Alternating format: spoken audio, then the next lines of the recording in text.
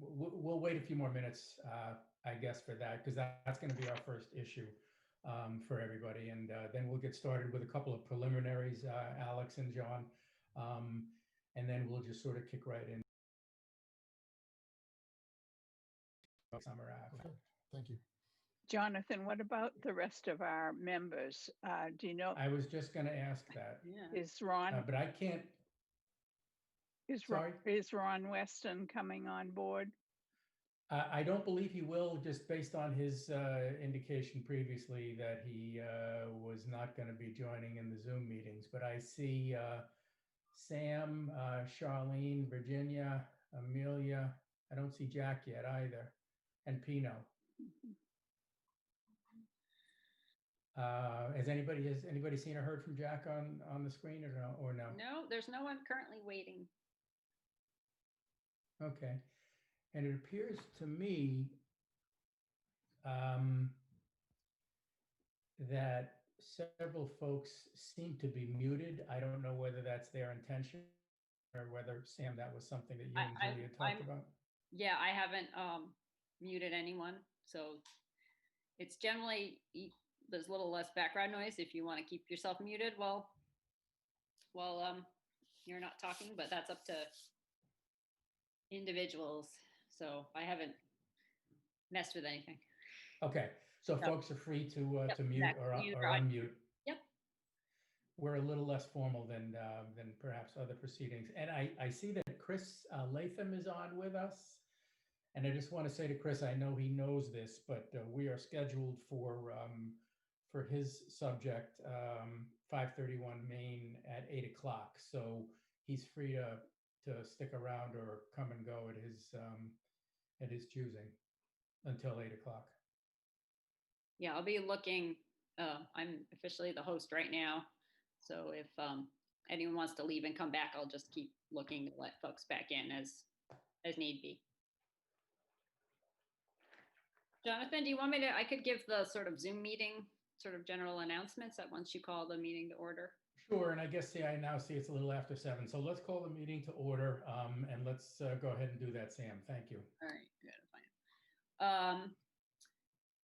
fine. Welcome everybody. I want to let you know this meeting is being recorded. Looks like by RCTV. It's possible they may decide to live stream us if there's nothing better going on, I suppose, in town. Just so everyone is aware of that. I'm monitoring the waiting room, so I'll let people in as they pop up. And I did talk about muting. If you could mute yourself while you're not chatting, that keeps down a bit on the background noise. And the chat bar is not meant for discussion about things. If you've got technical problems, you can send a chat to me, the host, Samantha, and I can try to solve problems or call upon Julie if need be. You can also raise your hand feature, and I'll keep my eyes out for anyone who hits that button on Zoom. And then all votes should be conducted as a roll call by the chair. And I've collected, I think, all the visual materials we need, which I'll be sharing with folks as we go along. That's it for that. Okay, thank you, Sam. And I guess I will just sort of... All right, we've got Jack and another Rob Mascioni joining us. Okay, and Rob, I think, is also from 531 Main, so he's welcome to stick around or not until 8 o'clock, for that matter. So I guess that's so we have a full membership this evening, so that's good. I guess I guess I should also say, yes, there is the raise hand, but with respect to each subject matter that we're talking about. So when we're talking about Criterion or 186 Summer Ave or 531 Main or any of the items, those folks who are participating, feel free to unmute yourselves. And if you want to, interject yourself at appropriate time, just sort of raise your hand, or you can use the raise hand on the screen, and then Sam will let us know. I'm not paying attention as much to that, I guess, as she is. Okay, I still don't see Dr. Littleton on. I guess I should ask John and Alex, do you want us to wait? Jonathan, he has joined. Oh, he has? Yep. Okay, I don't see him.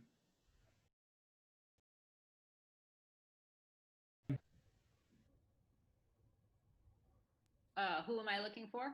Dr. Robert Robert Littleton. Littleton. There's a gentleman named Robert. That's all I've got. That must be him. Can you let him into the meeting then? He is in. Everyone has been allowed in. So if he's there, give a shout out to us. Okay. Yeah. Yeah, the interesting thing is on the list of participants, oh, I see. Okay, there is Robert. Yeah. So he's there. So everybody's in. I have okay, there he is. All right, I see him. I got a little screen up on the top. Why don't I introduce myself, and then let's introduce the members of the commission, and then we can get started on the first item, which is 186 Summer Ave, now that we're all settled. My name is Jonathan Barnes. I'm the chair of the Historical Commission. Let's go through with the other folks to introduce yourselves. I have in no particular order a list of the names, so let me just call them up and then introduce yourself if you would. Amelia? Hey, Amelia Devon Friedman. I'm the secretary. Samantha? I'm Samantha Couture. I'm a member of the RHC and I'm acting as the host for tonight's meeting. We do sometimes refer to Samantha as Sam, which is okay. So just so people aren't confused about that. Yeah, Sam is Jack, would you introduce yourself, please? I'm Jack Williams, the treasurer. How'd you get to be the host, Samantha? I'm taking over Julie's duties so she can try to get her toddler to bed. I should actually say that, yeah, because it occurs to me that perhaps we didn't, or I didn't indicate that to everybody. I'm sorry to interrupt the introductions, but earlier on, Julie Mercier, who was the director of community development, was hosting our meetings. But we had talked at the end of the last meeting in September that we would take over that function as best as possible. So we asked several of the members just so that we didn't have any problems with not having anybody to do it.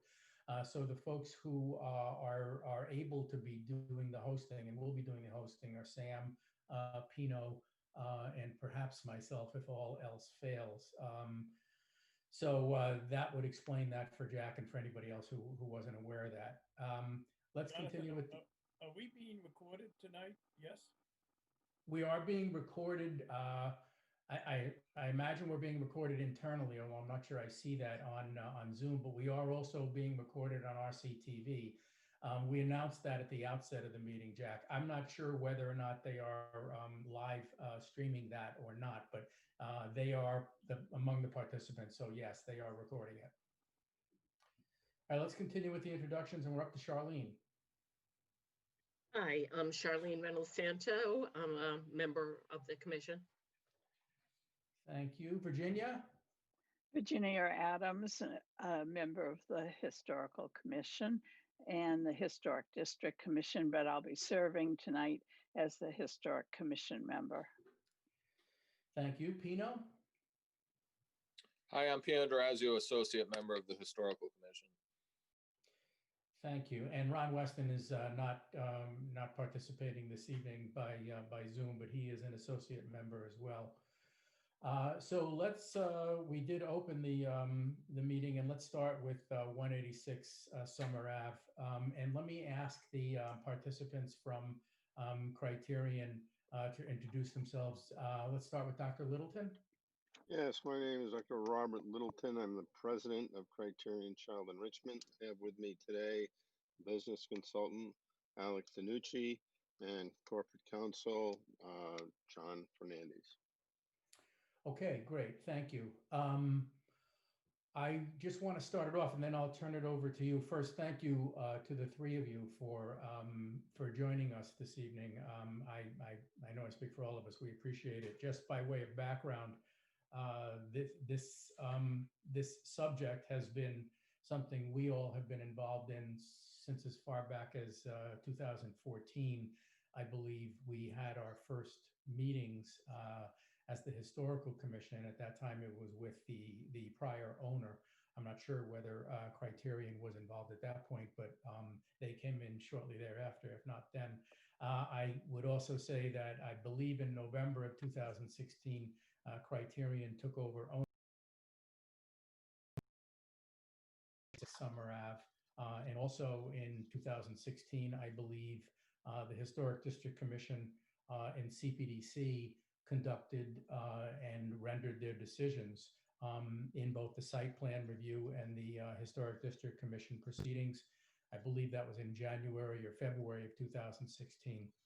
I'm not sure what, if anything else, transpired until June of 2019 when the permit, I believe there might have been an earlier permit for some work in the basement, but in June of 2019, the full permit for all of the issues relating to the development of this property were issued by the building department. I'm not aware that it had ever been extended after that, but I am aware that there were some conversations between the building commissioner, Mark Dupel, and Criterion. He understood that work on the project would start in January of 2020. I'm not sure what, if anything, took place, but then there was some communication back and forth between the building department and representatives from Criterion. But we don't have any other information as to what, if anything, has been going on with respect to that development. And as I said in my letter, this particular property is extremely important to the town and to the Historic Commission, as well as to the Historic District Commission, by virtue of it being within the Historic District, but also being on our inventory. And it therefore is extremely important to us. So we just wanted to have a conversation with you to determine what, if anything, are your plans, what, if anything, have arisen as issues, and why nothing has seemed to be occurring. We are concerned, and I know we've expressed this before, just by virtue of the fact that this building is very, very old, and it has been vacant for at least 4 years. So we are concerned about its current state, and we are interested in hearing from you about what your intentions and what your plans are, whether or not those plans have changed from what your original plans were before the CPDC and before the Historic Commission. So again, thank you very much for being with us this evening, and let me turn it over to the three of you, or whoever of you wishes to speak to us. Thank you very much, and we're happy to respond to your slightly worded request for an update that we received a number of weeks ago. I think it goes without saying these are challenging times, as evidenced just by our meeting format tonight. We certainly, as a good Jew, would prefer to be able to do this face to face. When I say challenging times, that's an understatement for all of us. I realize that, but from a standpoint of a human service agency that provides services to families in your community and otherwise, we share the same level of disruption and otherwise that your public schools do, your first responders and otherwise. And it's been a really remarkable time, particularly to maintain financial viability during this period. To give a little bit of history that's relevant, I think, in this circumstance, we spent years trying to find a site in the North Shore, and this part of the country faces a challenge unlike any other, really, given how long development has been going on and the like. And while I think many of the building opportunities that would have seen a separation and idealization of siting really been taken up over hundreds of years of development.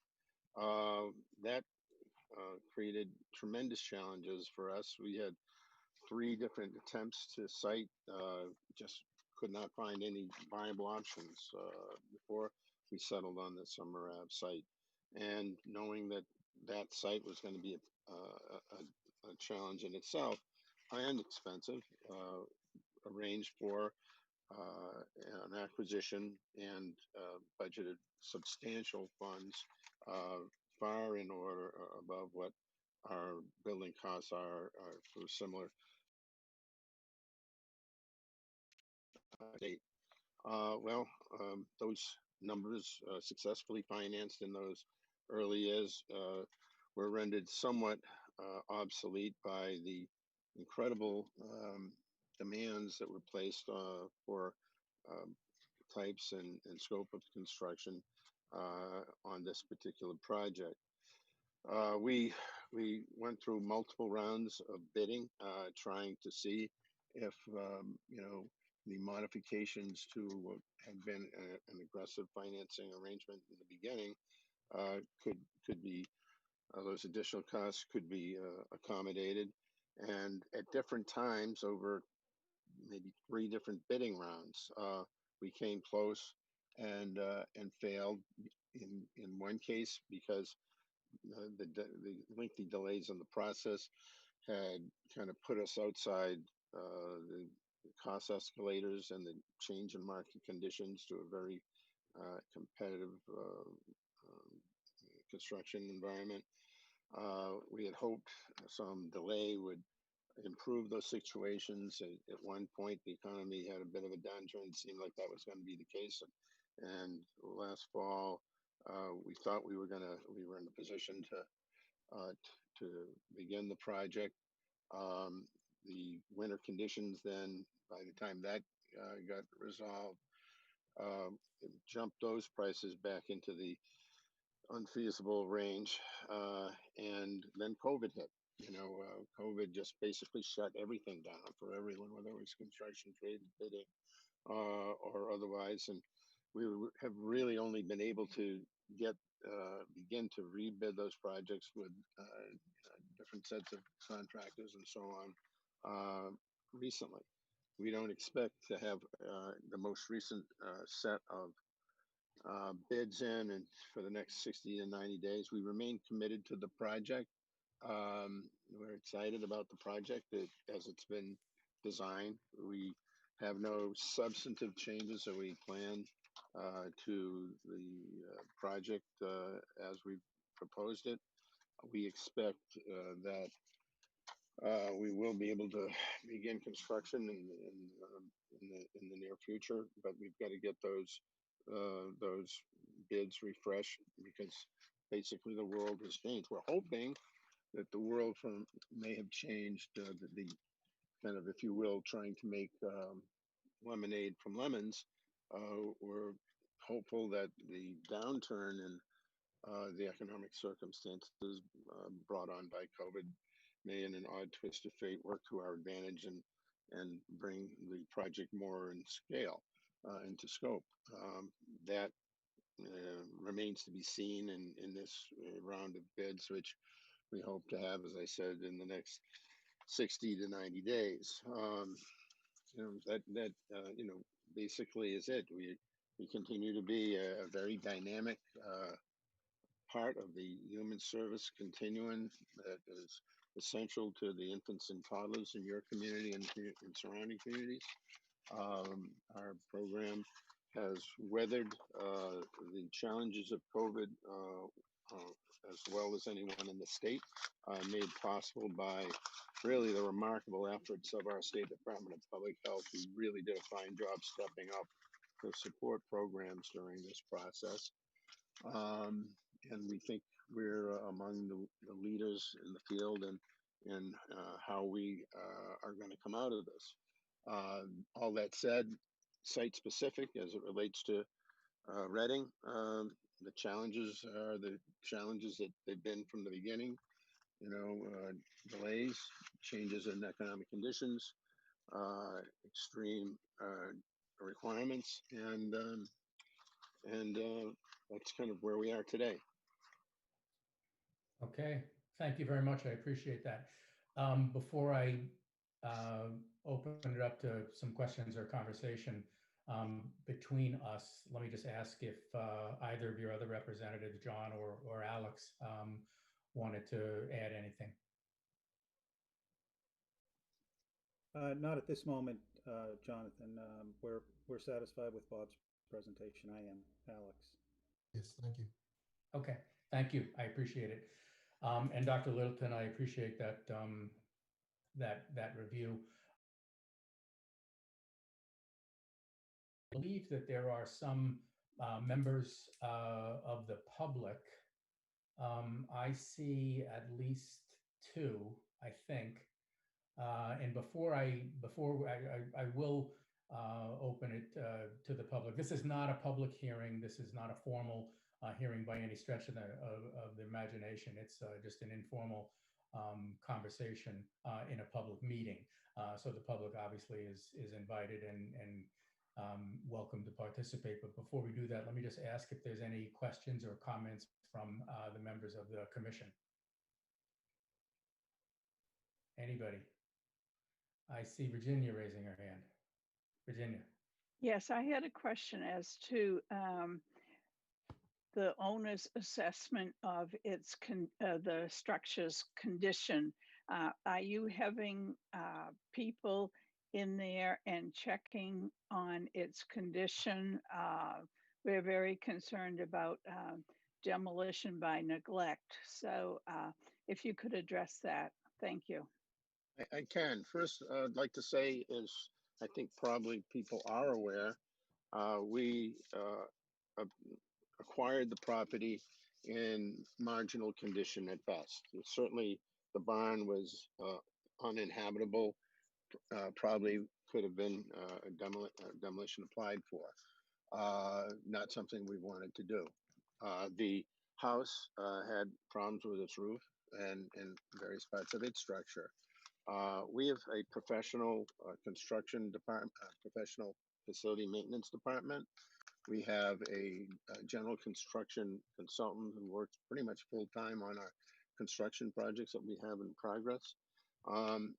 Regular and routine visits are made to the house to ensure that there's been no substantial water intrusion where there has been, and there has been on several occasions, as we do live in New England and in an older home, ice damming and water intrusion does occur. You know, repairs have been made. That continues to be the case. We've repaired thousands of dollars worth of structural and water type materials over these months and years, and you know, we plan to do the same now, and to ensure the integrity of the general envelope until a final disposition is made about this project. Okay, thank you. Virginia, any more? Not now. Okay, just as a quick follow-up on that, because I had wanted to ask about your assessment of the condition, and I guess I would also add, I know we all know and you all know that we had intended to have a site visit back last year. I think it was in April, I can't really recall. But we ended up having to postpone that, and we appreciate that you were amenable to affording us that opportunity. We postponed it due to the pandemic situation. I would anticipate that we would probably be looking to renew that request for an inspection at some point. I'm not sure exactly when we would contemplate that, but we would like to get insight. I appreciate your comments about the condition, but in accordance with the preservation restriction agreement, we probably would like to take a look at that. So that'll probably be forthcoming sometime in the near future. The only thing that I noticed in walking by it was there appeared to be some structural supports that were made in the pergola, if I can call it a pergola, on the side. I guess the south side of the building. Can you address what that structural situation is, and what prompted that, and what its condition is? I can at this point. That would fall to our construction and facility maintenance department. I'm aware that I have received, anytime that we have received from that department an expression of concern from the community on a particular item or an internal report, I have approved funds in every instance to have it addressed. Okay, thank you. Any other questions from any other commission members?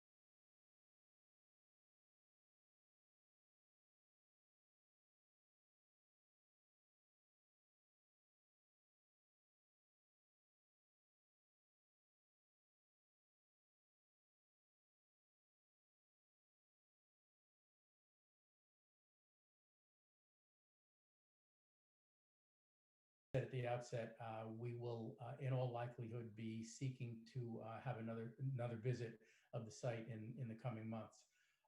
And with that, I guess I would thank you. And if there's no further comment, we can move on. I would just say that in closing, it's always our intent to cooperate with the communities that we serve, number one. And finally, that, we have built, I personally have been involved in building over 50 facilities for different types of human service endeavors. Certainly, this has been the most challenging, and it's really the only one has come close to not being completed on timelines. I don't intend for this to be my only failure, and I'm doing everything within our means, humanly possible, to have this very challenging situation resolved favorably. Well, thank you, and I appreciate that, and I can tell you that we share your desires in that respect, and that however it goes forward, I would like to hope that it will succeed, and I would also suggest that however it continues to play out, I would appreciate if you would keep us informed, and we would like to continue to at least participate in whatever your ongoing plans are. So thank you very much. And I guess at this point we can move on to other matters. You gentlemen are free to continue to participate or to observe our meeting, or you are free to go. But I appreciate your joining us this evening. Thank you so much. Thank you very much. Thank you, Mr. Chair. Okay. I had scheduled the next matter for 8 o'clock, and I know we had discussed previously about not restricting ourselves to times for these matters other than as a possible guidance for people. But in that effort, since we did have people coming for 531 Main Street, I thought it best to at least give them an indication that we would start at 8 o'clock. Since that is on the agenda, I'm going to guess that we probably should defer our discussion of that matter until 8 o'clock. But we can talk about either other matters, or we can continue to talk about this if anybody wishes to have any comments about 186 Summer Ave. I guess I would start by asking, I presumed when I made the statement about a site visit that we continue to want to do that. I know that we've expressed that before, although we didn't have the benefit of this information as to what's going on with that site. So I'm going to assume that we still would like to do that. And I guess I would just ask for your opinions about that. I think the manner in which I was perceiving it is, I take it, a little bit different at this point, although I still do have at least the question in my mind about, or at least that I would want to satisfy, that the condition of that building is at least stable and secure, and I assume others share that. But I'm a little less inclined to feel the need to ask whether the commission wants to have any other experts join us in that. Well, what are your thoughts about that? Anybody?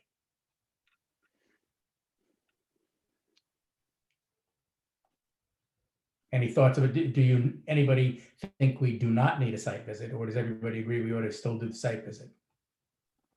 Jonathan, Jack. Yes, Jack. I don't see any need for a site visit at this time. It's obvious that it's going to go until the financing either works or it doesn't work. Maybe in the spring. Okay. I've been in that house enough times in the dead cold of winter. I think that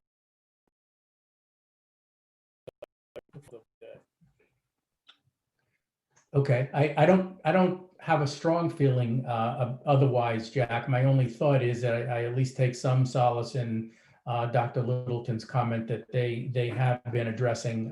They at least acknowledge that there has been some damage due to water or other issues with respect to the building. They have been spending the money to do the repairs. My only thought was that whether or not we would want to make our own observations with respect to that. But your point is well taken, and I don't disagree. But I guess I would just ask, what does the commission wish to do? We could just defer it and do it in the spring, or we could try to do it in the next month. Any other thoughts? Sam? I think it might make sense to wait until the 30 to 60 days are up and we have a better sense of whether or not they're going to be going ahead with the building anytime soon. And if not, then I think we should keep up our inspections just to keep their mind on the project. Okay, thanks. Virginia, your thoughts? I might ask that they send us their reports from their routine visits, and then we'd have a better idea of what's going on. Also, we'd find out how routine the visits really are. It's a good idea, and I like it. And I think I will, unless there's any objection, I would send that request to them. Of course, there's no saying whether or not they would comply, but that's a great idea. Yes, Amelia, sorry. That's okay. Since he indicated he didn't know that the pergola was in bad condition and he hasn't seen a request to repair it, maybe you could also put that in writing. Yeah. Yeah, they did not reply on that. Okay. Any other thoughts about that, or about deferring I mean, I agree that it makes some sense, although 60 days will take us into Jack's dead of winter. So at that point, then we could probably be requesting it for either March or April. And I don't disagree with that unless anybody felt strongly otherwise. Charlene, did you have something to say? Yeah, I was thinking of, not bothering right now because there's so many factors. We still have COVID as a factor. And then the weather there, it may actually be more than 90 days because of those same reasons, the COVID anyway. Yeah. That delays their process. So unless we see something in particular that is of concern. Okay. Okay. I guess let me just hear if anybody feels strongly that we should do otherwise. And if there isn't any such strong feeling, then we'll just hold off on that. But I do like the idea of asking if we can get copies of their reports and at least what the dates were that they went in, and get further information about the status of the support on the pergola, and the status of any other work or damage that they have undertaken. Any other thoughts? Virginia?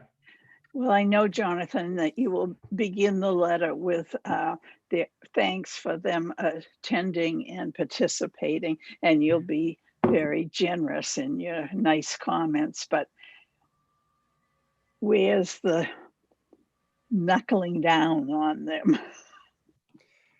Are you suggesting that we should continue to knuckle down on them? I mean, we don't have a lot of leverage, and we certainly, I mean, I thought that I tried to address the basis for our concern,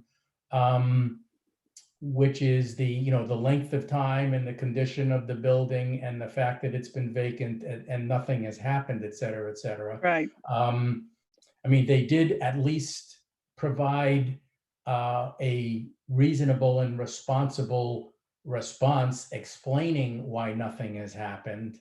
I'm not sure that there's any benefit to twisting it in the manner in which you're describing, in which I would suggest I did in the earlier letter that I sent. I don't see any value in doing that.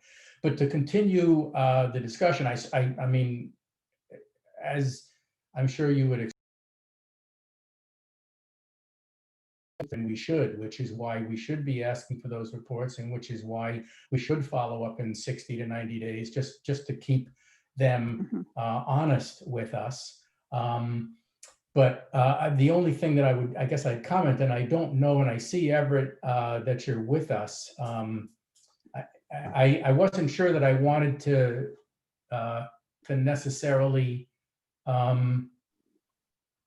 go into the question of the status of the HDC decision, although I don't necessarily know the downside, but the fact of the matter is that the way I read your decision, and it's just been my understanding all along, that the work that's the subject of your decision must be completed within 2 years of June 6th, 2019, or else, number one, you can extend the decision, or number two, you will have to reconvene before they can go forward with anything. And I don't know whether that's good or bad in terms of the town's or our interest, but that is a certain amount of leverage, which may be positive or negative, but you either extend the provisions of your decision, and I'm going to guess that their plans are probably going to be somewhat modified, or you have to go through the whole hearing process and decision process again. So I'm not sure. I'm not sure what your thoughts are about that. And number two, as of right now, they do not have a permit to do anything, and that makes sense. They never did seek to extend the permit, and as we've all talked about before, the permit from the town is valid for 6 months, after which it can be extended upon request for 3 subsequent 6-month intervals. They never did seek to extend the permit, so they do not have any permit right now. So they're going to have to submit, even before they, putting aside the question of the historic district, they're also going to have to go forward with the building department to get another permit. So that's, I guess, just the current status of what they're going to have to go through. Any other thoughts about that, Everett, or anybody else? Jonathan. Oh, Yeah, go ahead, Jack. Everett. Go ahead, Everett. Well, my only immediate thoughts are June of 2021 is not very far away. Right. And if they took ownership of the property in 2016, that's 16, 17, 18, 19, and 3/4 of 20 adds up to 0 at this particular point. That they have literally done nothing as far as we can see. I'd like to see what dollars they've actually put into the building. Of course, the HDC's predominant interest is the exterior of the building. That does not necessarily deal with the preservation restriction points of interest that are still outstanding. And I have no way how the committee will deal with whether to renew or extend or whatever like that. At this particular point, he has indicated 2 to 3 months. That puts him basically, the way I see it here, if I wrote it down correctly, into January. Right. Again, middle of winter. Who'd want to do a site visit then? You don't really get a chance to be comfortable at it. The virus and everything, COVID-19. And I personally question well, how much can they do? They need to get a permit. They need to get bids. They're basically starting at base 1 again, without us helping or not helping. Right. Anyway, I'm a little suspicious about their lack of success. Yeah, I agree. I don't disagree. And I mean, there's not a heck of a lot of value, in our debating the pros or cons about their good intentions. But I will just say this, it is true, actually, as I said, I look back, the town has been dealing with this property since 2014. So we've all been dealing with this for 6 years. The decisions from the CPDC and the Historic District Commission were rendered in 2016. So, but I will note that the decision originally said it had to be completed within 2 years of the revised to say that it had to be completed within 2 years of the permit. So technically, they were not required to do anything until they got their permit. I mean, it's a fair question. What if anything, or why they didn't do anything between June of 16 or January of 16 and June of 19. But but they didn't. And I don't know, what can be said or done about that. Well, it's water over the dam as far as I'm concerned. Right, right. It's more like, It- what are it- they going to do? Yeah, yeah. And so I do think we ought to hold their feet to the fire, and we should send a letter asking, okay, Jack, asking for a follow-up with it between 60 and 90 days, what the status of it is. I do think it's a great idea to ask for the reports or records of when they were in there and what they spent. That will likely generate a little bit of hostility on their part. And I could also ask them for what they spent, but we're not in a position to require them to provide any of that information. So I don't know whether or not they will comply, but I do think that we should continue to hold their feet to the fire. And at a minimum, if they're not forthcoming with that information, then we can consider getting in there on our own. And we can talk about, who or what we want to bring on our own site visit. Other than that, I'm not too sure how much more leverage we have. And I guess I should also say, given what we heard tonight, I'm not comfortable with escalating this to asking town council or the select board to intervene, to start to generate some adversarial positions at this point, because I think their explanation is probably gonna make sense to town council and to the select board. So I would defer on that until we find out what, if anything, they say when we ask for an update in 60 to 90 days. Jack, I'm sorry, what were you gonna say? I just think the next that 3 the months are gonna be Historic good. District Commission, One at a time. Jack? am I allowed to speak? Yes, Samantha, are you cutting me off? Is this no, a there were two No. people, Is this a speaking at that preview? time. Is this a preview of the debate? I have not touched anyone's mute buttons except my own. Go ahead, Jack. I think that the Historic District Commission should be prepared for the next phase, which obviously is going to be that the project does not go ahead, that they have come up with a design that's far too expensive, and that the building will then be put on for sale. And what happens then? Because clearly it can't be, it's not affordable as a single family house. So it could be some other use. And that the Historic District Commission's response to that is something that they should discuss at their leisure. But I think it's very clear that that's going to be the outcome.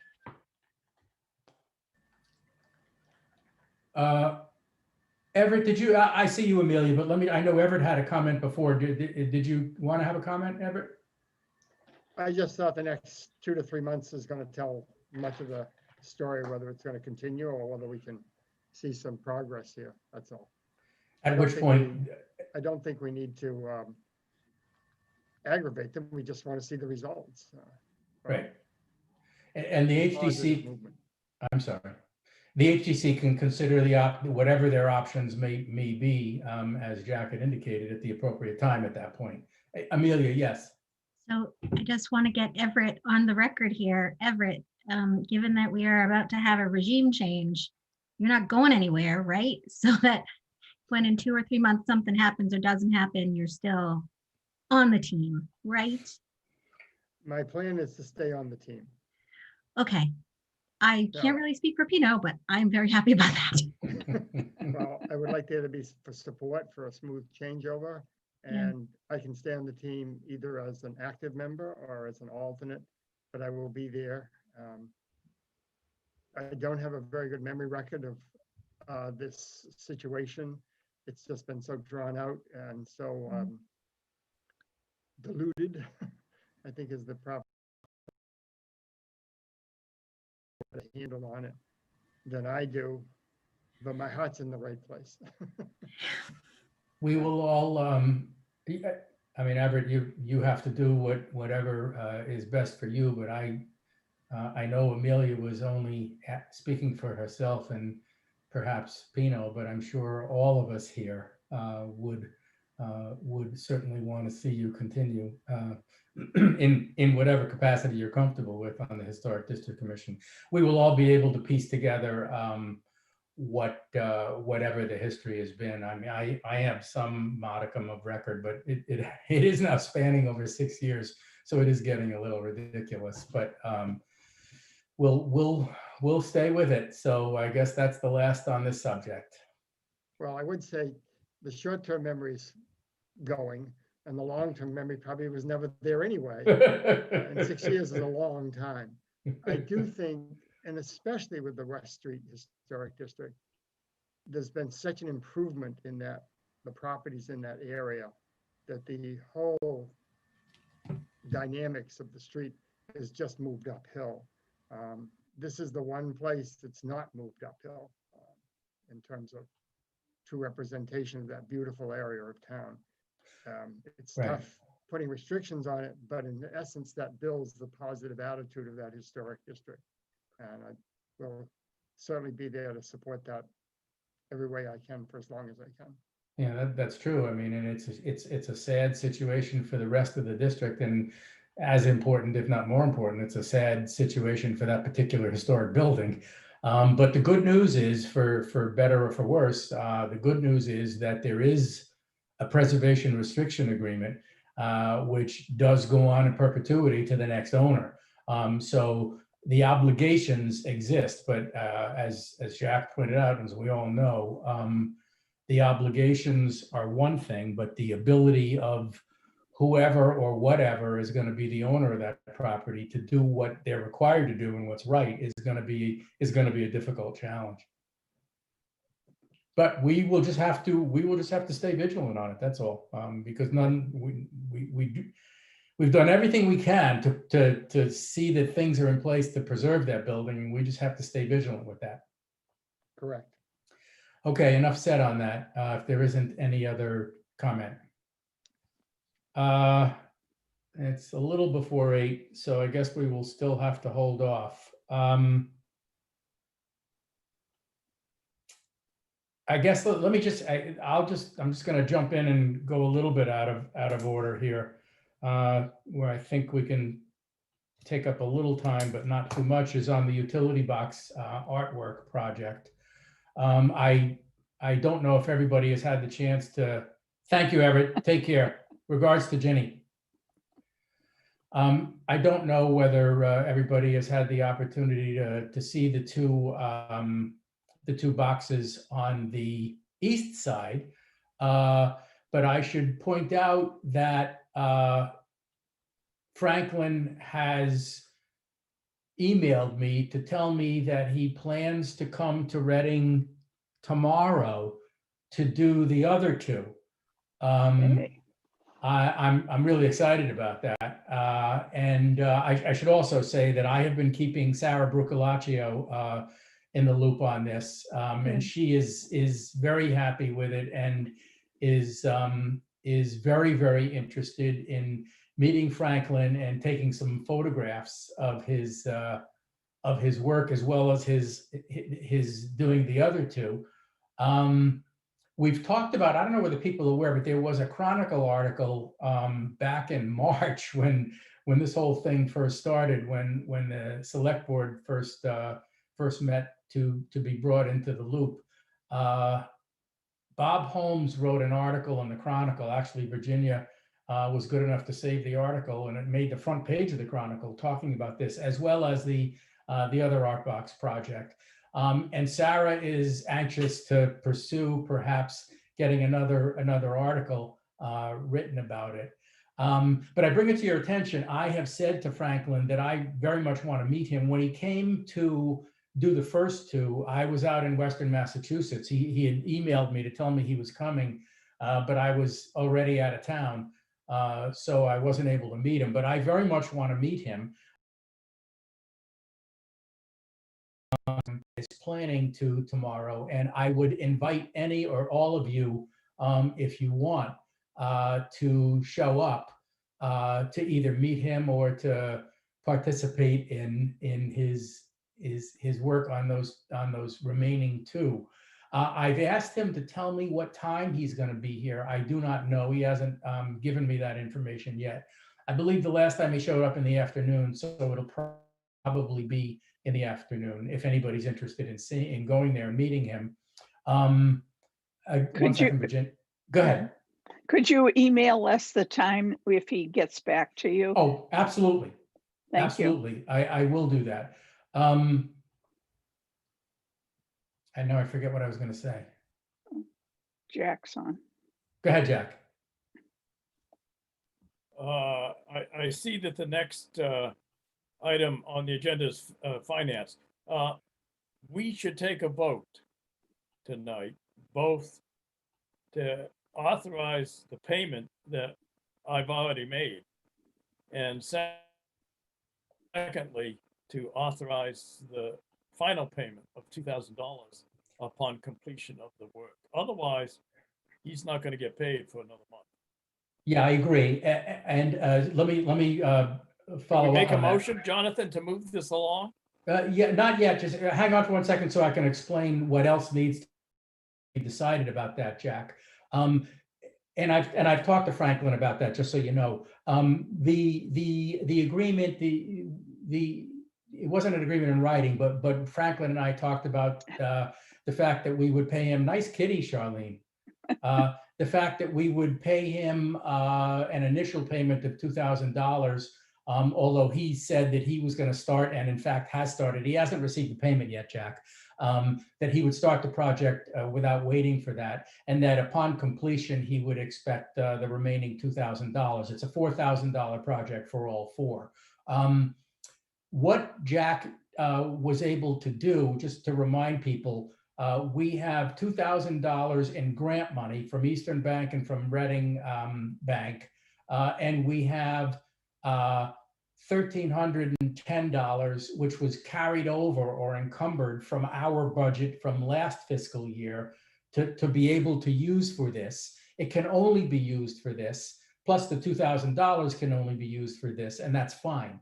So the way the initial payment of $2,000 was made was that because we already had a purchase order for the $1,310, Jack and the treasurer's office took that $1,310 from the encumbered money and then took $689.95 to make up the $2,000 from the $2,000 money that we had from the grant. So we will obviously still, so we do need to authorize, Jack is absolutely correct. Thank you, Jack. We need to vote to authorize the full payment of the $4,000 for this, but we also need to authorize where we're only going to be able to get $1,310 from the Reading Bank and Eastern Bank, because that's all that's left. We still need $689. We have to determine and vote whether or not that $689 is going to come from our ongoing budget, operating budget of $1,500 for this fiscal year, or whether we are going to vote to take it out of our trust fund.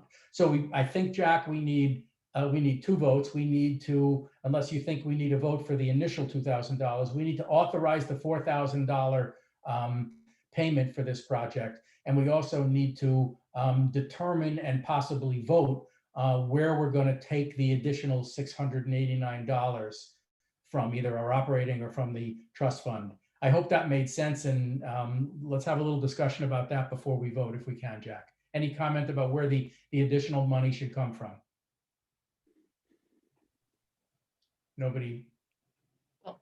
Charlene? Why not from our operating budget? Good point.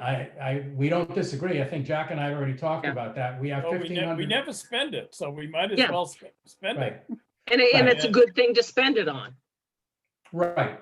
It is a good thing to spend it on. It's $689, so we'd still have $900 in our operating fund for the remaining.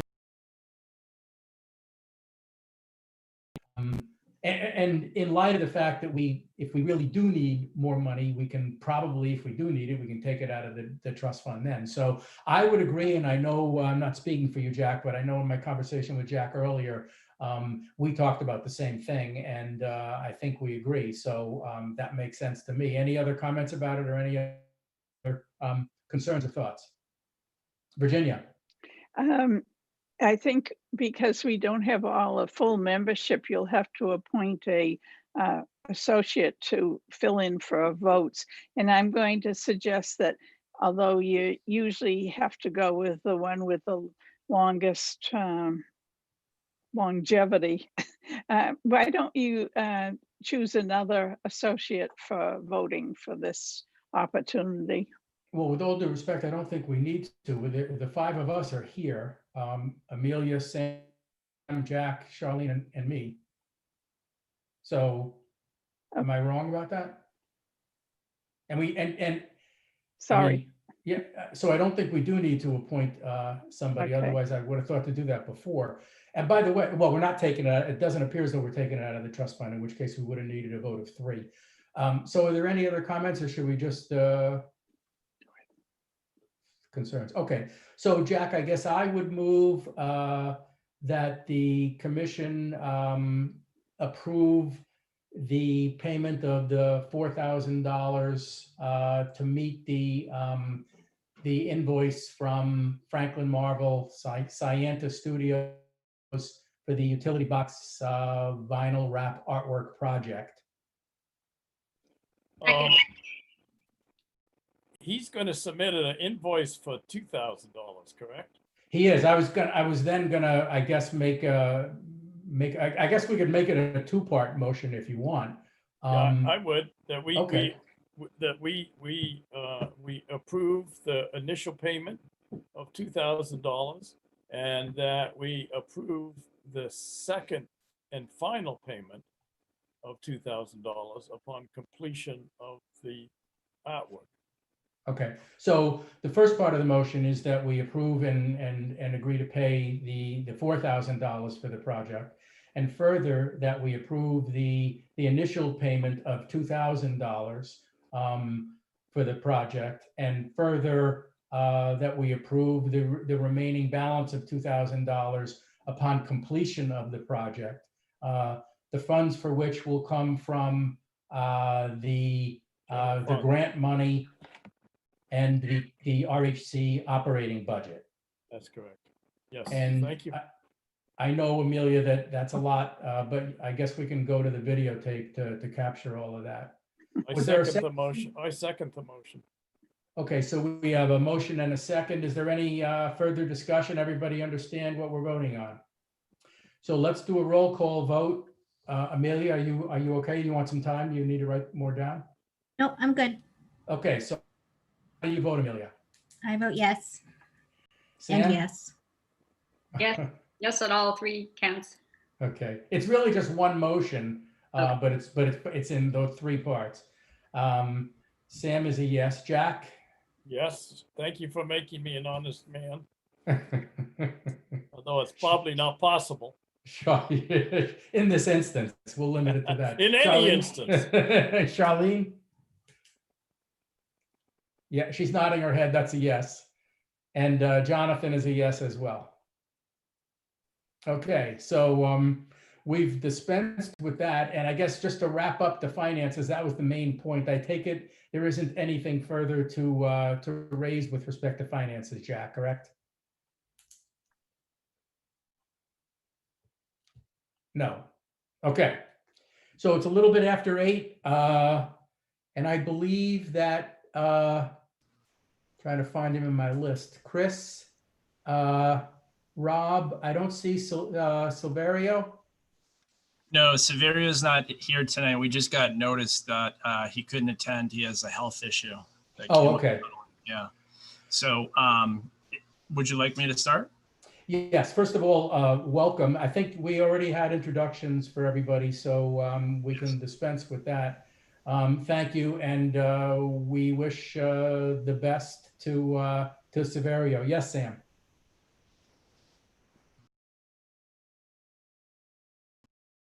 Whatnot, all the documents we've received about this. If at any point we want to see them. Yeah, I'll when I talk, if you don't mind bringing those up, that would be helpful. Okay, so yes, Chris, I do want to turn it over to you for your presentation, and I guess I'm just going to say when we share the screen with the plans, I'm not going to see anybody on the screen. So Sam, I guess I'm going to have to leave it to you to let us know who, if anybody, wants to say something. So we'll sort of go through a little bit sight impaired, but as soon as you can get that up on the screen, we're all set. And Chris, why don't you go ahead? Okay, I may not be able to see everybody as well, but if you try to raise your hand, I should see it. I can also screen share if that's easier for you guys. Couldn't hear you, Sam. I'm going to screen share right now, and you guys tell. Rob, I should point out that this is the Historical Commission's first venture in hosting these meetings ourselves. So it might be a good experience. If we run into trouble, we'll call upon you to do that. But this is, let's see how we do with it. So there you go. So I turn it over to you guys. All right. So Chris Latham for the applicant, ACG RE Running LLC, who's the owner and developer of 531 Main Street, which is the board's going to know, the commission's going to know as the Reading Chronicle building. Our architect here today is Rob. He's a member of the team and was before the board previously. Please note that the CPDC strongly suggested that we basically reduce the height of the building. And as a result, we had previously discussed with the board having a display window on Main Street near the commercial space, which is basically at around the corner of Main and Chapin. Unfortunately, when the whole building had to drop, that window, that display window disappeared. We still intend to basically have the lobby area in the interior design depicting the history and potentially whatever artifacts or whatever could be utilized to basically show the history of the Chronicle on that location.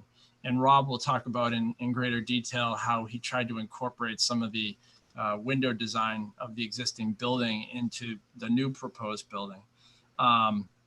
So for the board's reference, these revised plans were submitted and they have not yet been publicly discussed by the CPDC. We are going to be appearing before the CPDC on November 2nd, I believe. And with that being said, the building height was basically reduced. Previously, it was 58 feet and 8 inches to 47 feet, 8 inches. The floor area ratio of the building was reduced to 2.78, so it's in compliance with the bylaw. And the size of the commercial space on the first floor, which is at the corner of Main and Chapin, was reduced to 606 square feet. The number of residential units is now 12. I think when we were before you previously, it may have been 16 or maybe even higher. I don't remember exactly how much it was when we last met with you folks. On September 23rd, the Parking Traffic Transportation Task Force took a look at our conceptual plan in regards to Chapin and basically said, we don't think there's a need for parking on that side, meaning the side of with the Chronicle building. And they didn't think there was a need for a loading zone. And didn't think their need was for parking. They wanted to have a continuous sidewalk. So as a result, our current plans show the removal of the loading zone and the parking space that was there. The gas meters that had previously been inside have been moved to the back of the building. And likewise, the inside on Chapin Avenue, you can see that basically there's a garage door there, which is in roughly the same location where the garage door is in the existing Chronicle building. Inside there is, for lack of a better word, underground parking. And we are hoping to utilize what's called a lift system for parking. And we're incorporating into at least one of the spaces in there, and it can also be retrofitted with electric vehicle charging systems, because this is all part of the 40R. So obviously we're looking at creating density and close proximity. So in close proximity to public transportation. And so we have a number of different things that we're doing relative to the aisle width that inside the parking that I won't bore you with. let me see what else. There is 2 street trees. There's one existing on Main Street, and there's another that's proposed to be put on Chapin Avenue, not too far from the transformer location. And with that being said, Rob has done a great deal of work on redesigning the building multiple times. And so I'll turn it over to Rob to discuss the architectural features and anything that he has discussed with Severio relative to the interior and the historic incorporation. Okay, I just wanted to point out, this is actually an older design. There should be one that has one less story.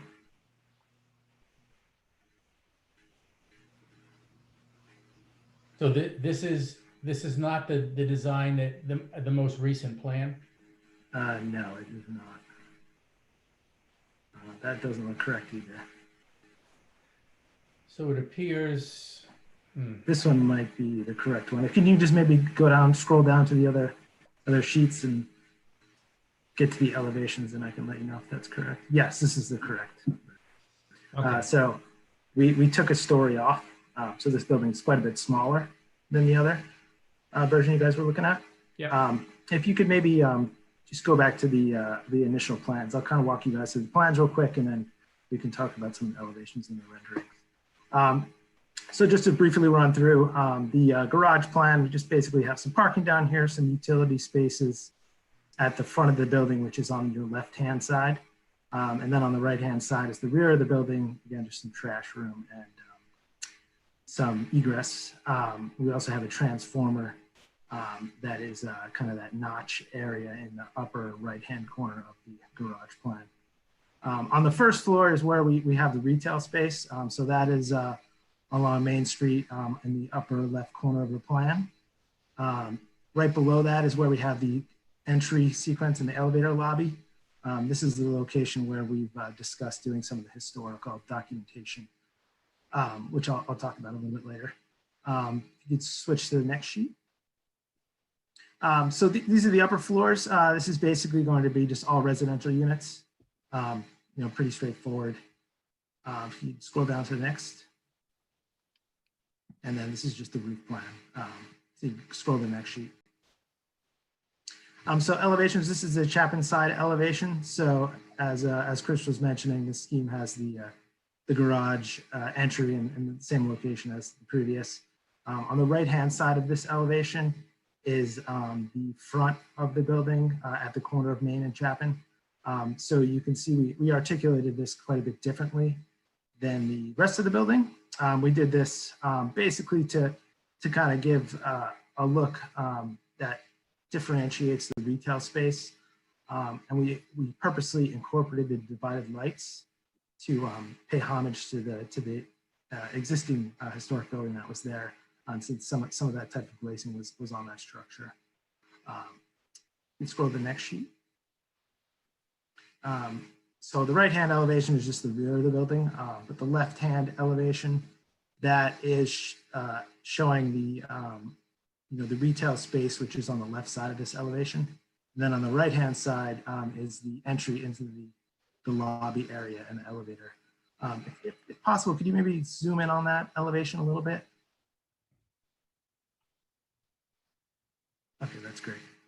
So I just want to point out here another kind of branding we're doing to kind of try to highlight the historical aspects of the building is we're branding the building as the Chronicle. So that's what we'll be calling it. And we actually put signage above the entry overhang that's going into that space with the sign, the Chronicle. So that's also part of our historic plan. You can skip down to the next sheet. Again, this is the Chapin side, this is the alleyway side elevation. So across from Chapin Street. This is a fairly insignificant elevation, not too much to talk about on this side. If you can skip down to the next sheet. Maybe the next one after this. Okay, so here, this is the, just a, that says Main Street front view. So this is kind of the spot which gives you the best view of what we're envisioning that front entry to look like. As you can see, we have the Chronicle sign and then the divided glass. So the building material here, we're looking to do sort of a stone finish, large format, stone veneer to make it look, pretty sophisticated and hopefully very inviting for residents and retail users.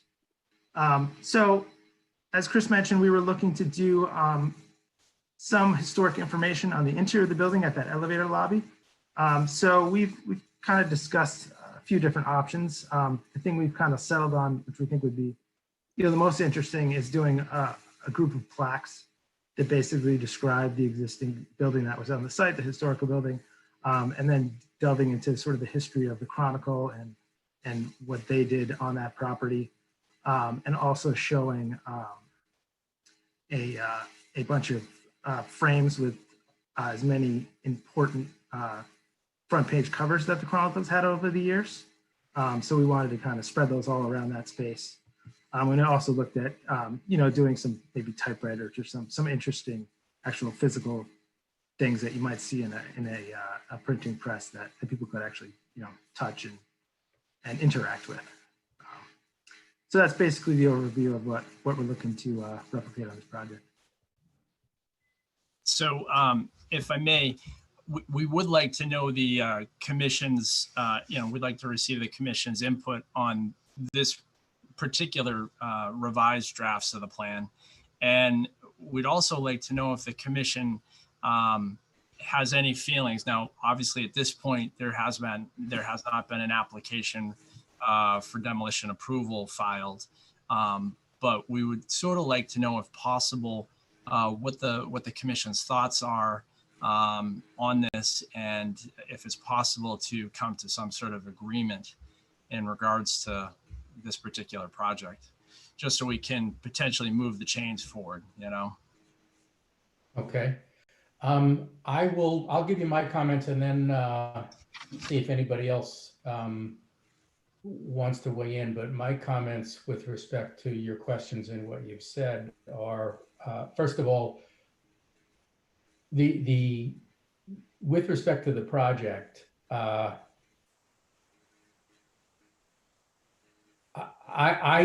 I'm not sure that there's any way from a perspective, from a historical commission perspective, to replicate the historical integrity or value of the original building. It's an extremely unique situation, and I'm not saying anything at all critical, Chris or Rob. That site, we know, is extremely small. It houses what, for all intents and purposes, looks like a residential property, and it's set back in that same fashion. Nothing that will ever replace it is going to have anything remotely similar. So from a historical perspective, I'm really unable to address that issue. Nothing that's going to replace what's there is going to be historically appropriate. Having said that, I'm in no way being critical at all of the design, and I'm happy to allow others to comment about it. I don't see any value from the standpoint of the Historical Commission. We normally will address what is the proposed replacement for a historical structure, to try to retain some sense of the history and compatibility with the historical reference of the building. That to me, in my mind, is not really possible here, given what was there before. So I just don't think that I'm in any position to comment about that. I'm going to leave it to others, and I'm going to leave it to the CPDC to address to a large extent your design elements. Having said that, I am extremely gratified that you are retaining some historical connection with respect to the name, with respect to historical references on the inside of the lobby. And I guess that's where I'd like to leave my my comment. I very much appreciate that, and very much that is exactly what I would want to see retained with respect to whatever design you can end up with respect to the CPDC process. And so having said that, thank you for retaining that. And I guess the only thing that I would next address is with respect to your comments of our process. I'm going to have to defer any sort of formal decision to when that process will take place, and that can only take place whenever you file for the demolition delay. What we have done in the past in situations like this is, and so I can't speak as to whether or not the decision will be no demolition delay, and that's one possibility for sure. But what I would like to see, just speaking for myself as a historical commission member, what I would like to end up with is retention of that historical component inside the building, and the name is the Chronicle, and what, you know, as much of the architectural features like the glazing as you can keep, but then come to an agreement to ensure that those historical artifacts are retained inside. And the way in which we would do that, in my opinion, is that we would have a 6-month demolition delay, but you are, I'm sure, familiar with our ability to fast track that and have a demolition delay release by agreement between the parties.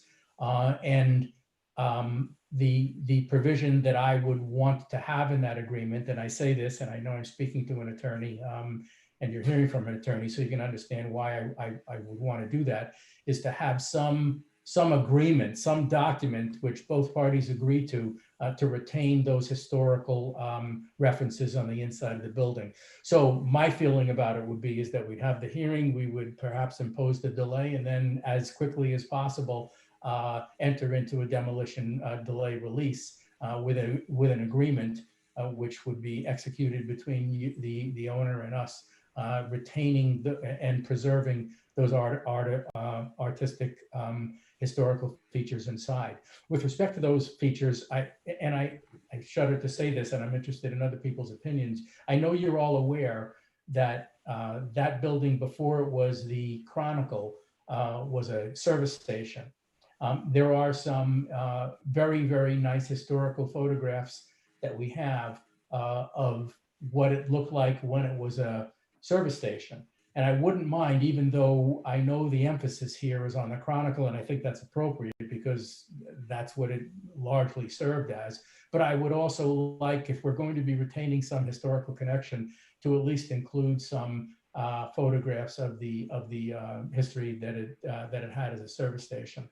And then I would also ask that we have some ability to include our input in what that display would look like. I guess those are my comments, and I guess then would ask if you want to hear from the other commission members now. You have no other presentation to make, then let's turn it over to the other commission members. Okay, any other commission members have any comments or want to answer Chris's question? And if you do, raise your hand so Sam can see it. I can't see people there. Any comments? I had my hand up. Yeah, I was curious. I'm glad to see you want to put some historical exhibit up in the lobby. Is it just for people to walk by and see, or is the public invited into the lobby to see what you're going to have on display? Right now, I don't know if we've really talked about that specifically, but I had envisioned it as being more of a private thing and not open to the public. We could potentially figure out a way to make it open to the public, but we'd have to consider safety issues and stuff like that. So I have to really dig into it to see how that would work. Sure. But right now it was just. Rob, you sound like an attorney. Yeah. Rob, there's obviously a door that goes into the commercial space. Is there a door also that goes from the lobby into the commercial space, or am I thinking of a prior plan? I think you're thinking of a prior plan. Okay. So now, because of some of the design guidelines, we separated the commercial from the residential. I just didn't know from the lobby. Yeah, the trick is with the elevator, because the elevator's right off that door. So we'd have to come up with a security system for the elevator. Yeah. And we'd have to close off the hallway to the residential spaces. So it's not impossible, but there's some issues that arise. I think if, for the town, the more that you can share that with everyone. Yeah, no, I get what you're the saying. commission's goal. Sure. Yeah. Okay. Any other comments from the commission members? Jonathan, Jack. I think that the issue is that the windows along the street be as animated as possible, day and night. And so any display that you have, it would be nice if you could see it from the sidewalk, as opposed to, if it's a problem to let people into the space, I can certainly understand that.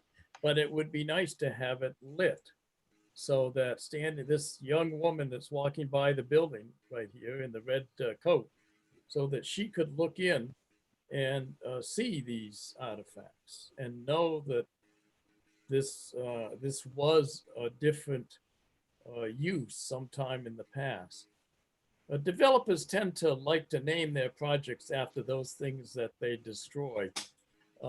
We have several examples in this town, and you're following in the footsteps. But it would be nice. It would be nice to have, because there is a building, and as Reading builds more and more of these multi-story buildings, it would be nice to have reanimation of the streets. We happen to have a subcommittee that deals with this issue. And in fact, we're in the process right now with another building where the public can actually go into a space. But I don't see the need for that in this particular building. Otherwise, I have no issues with, I happen to have liked the proportions of the building when it was a story higher, but that's just me. And I have no other issues. And Jonathan, I think at a very abbreviated hearing about demolition delay, I don't see any reason for us to get our feet into a whole nother issue here. Yeah, I don't disagree with that, Jack. The only thing I'm suggesting is that the demolition delay is the only means by which we as a commission can formally have an understanding with a developer to complete something that we talk about having them complete. For example, and we can be as open as possible here.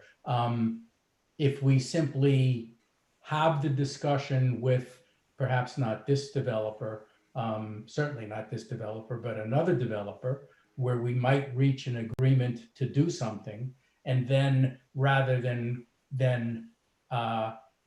have a written agreement codifying that, simply walk away and do not impose a demolition delay. There's nothing that prevents that developer from doing the exact opposite of what they told us they were going to do. I know I can say to everybody who's participating here that has happened to us in the past with respect to other projects where people might have committed to doing something with us for which we did not have a written agreement with them. So that's the only reason why I think it's important. And I totally agree. We can do it in the same night for all I care. But I do think that we have to at least impose the demolition delay and then immediately enter into an agreement to fast track that through. Maybe I missed do? What do you mean, what's the quid pro quo? What is it Oh, the that- quid pro, what is it the that quid we're pro asking? quo is, it's the display in the lobby. I know, but has that been discussed before? They could do it or they could not do it, right? I'm not If sure what they- you're asking. I don't, well, I'm asking you, what is the quid, in other words, what is it that we're asking in return for abbreviating the demolition delay process? We're asking for them to put a historical display in the lobby of the building. Is this the first time we've asked them? No, they have volunteered to do it. Don't get me wrong. Yeah. They have volunteered to do it and they are willing to do it. If they don't do it, are you going to impose a 6-month delay? No.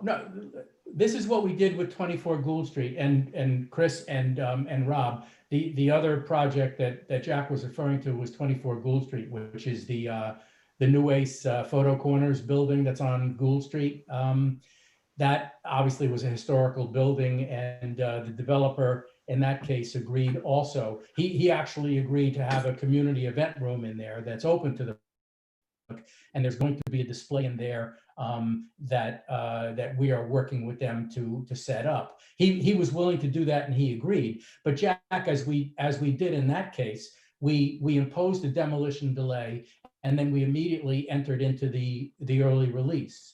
And the reason we did it that way, and that's what I'm proposing here, because without imposing the demolition delay and entering into the early release agreement, we will not have a written binding agreement between us and the developer to do what they told us they were going to do.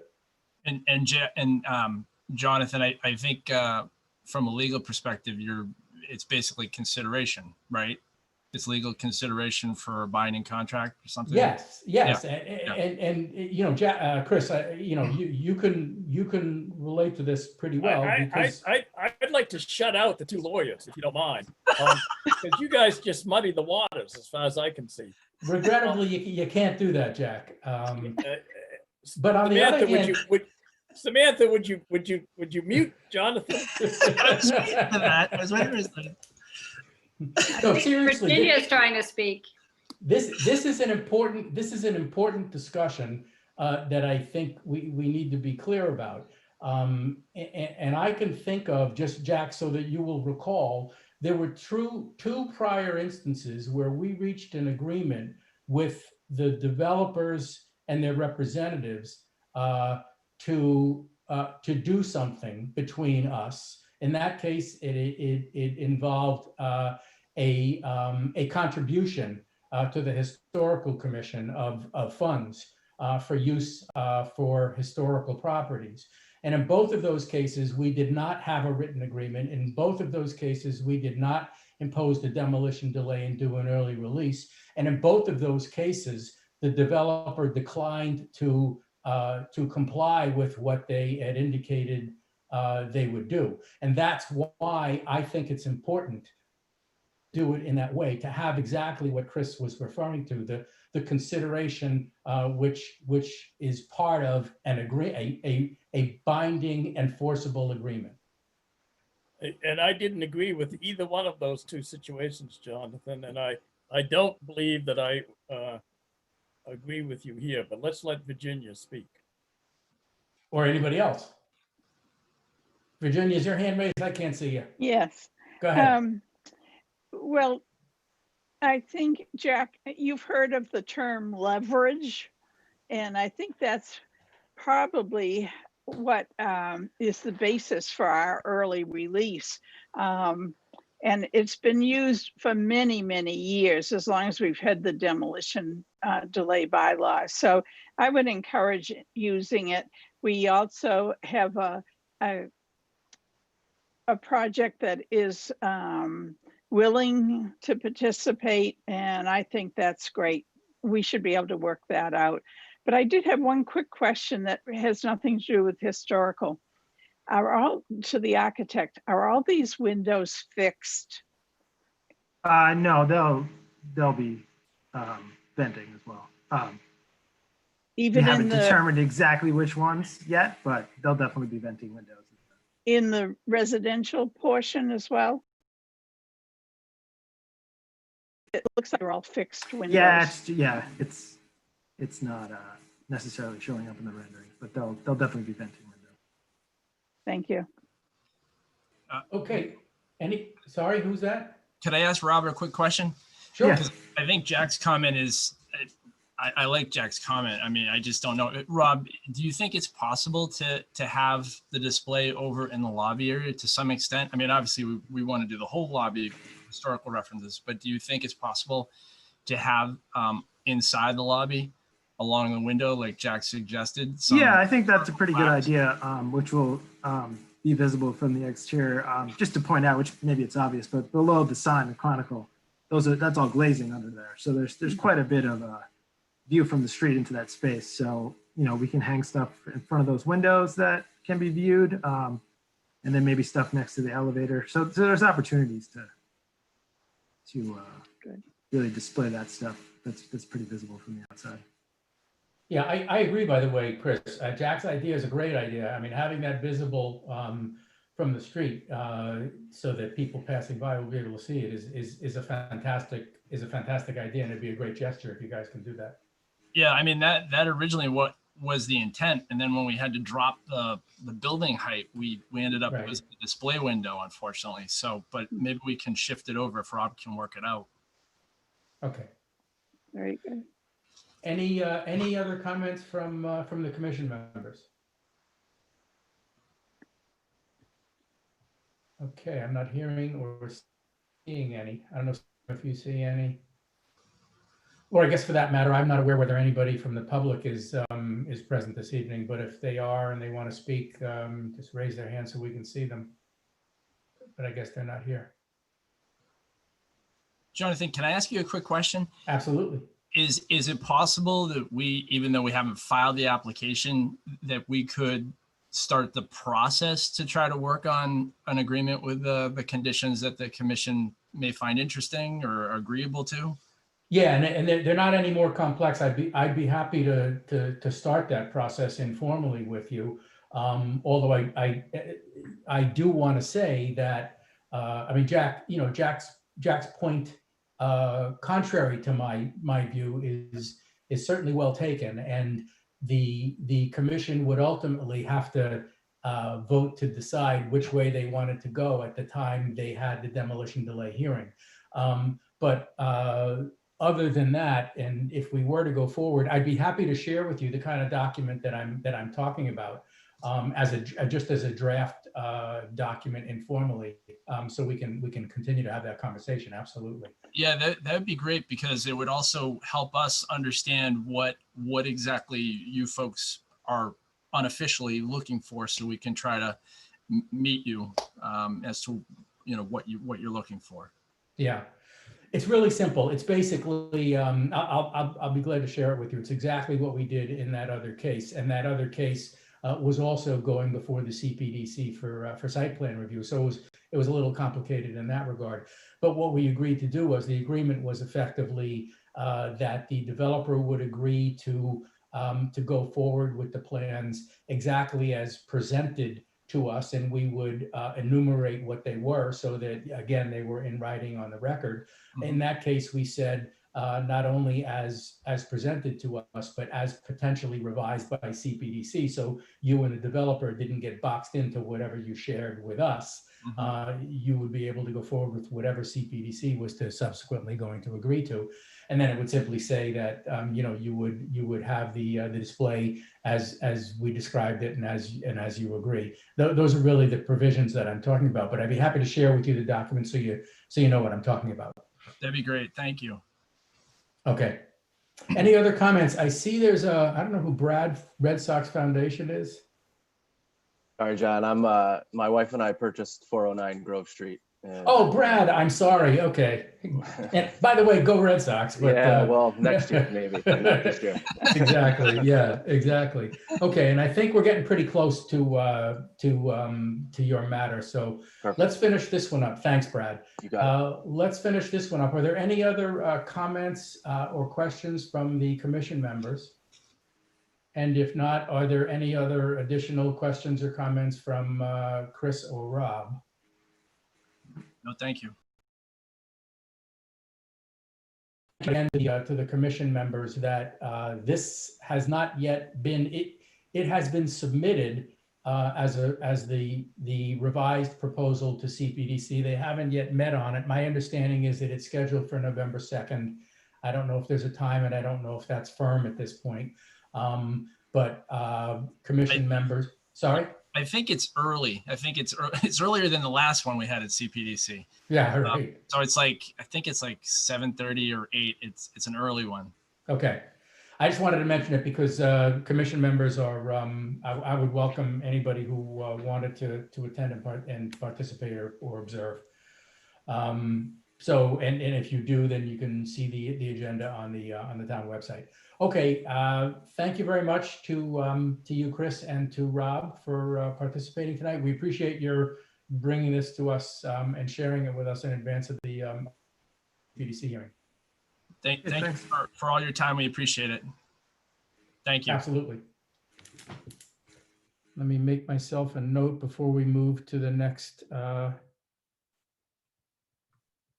I am going to draft an early release,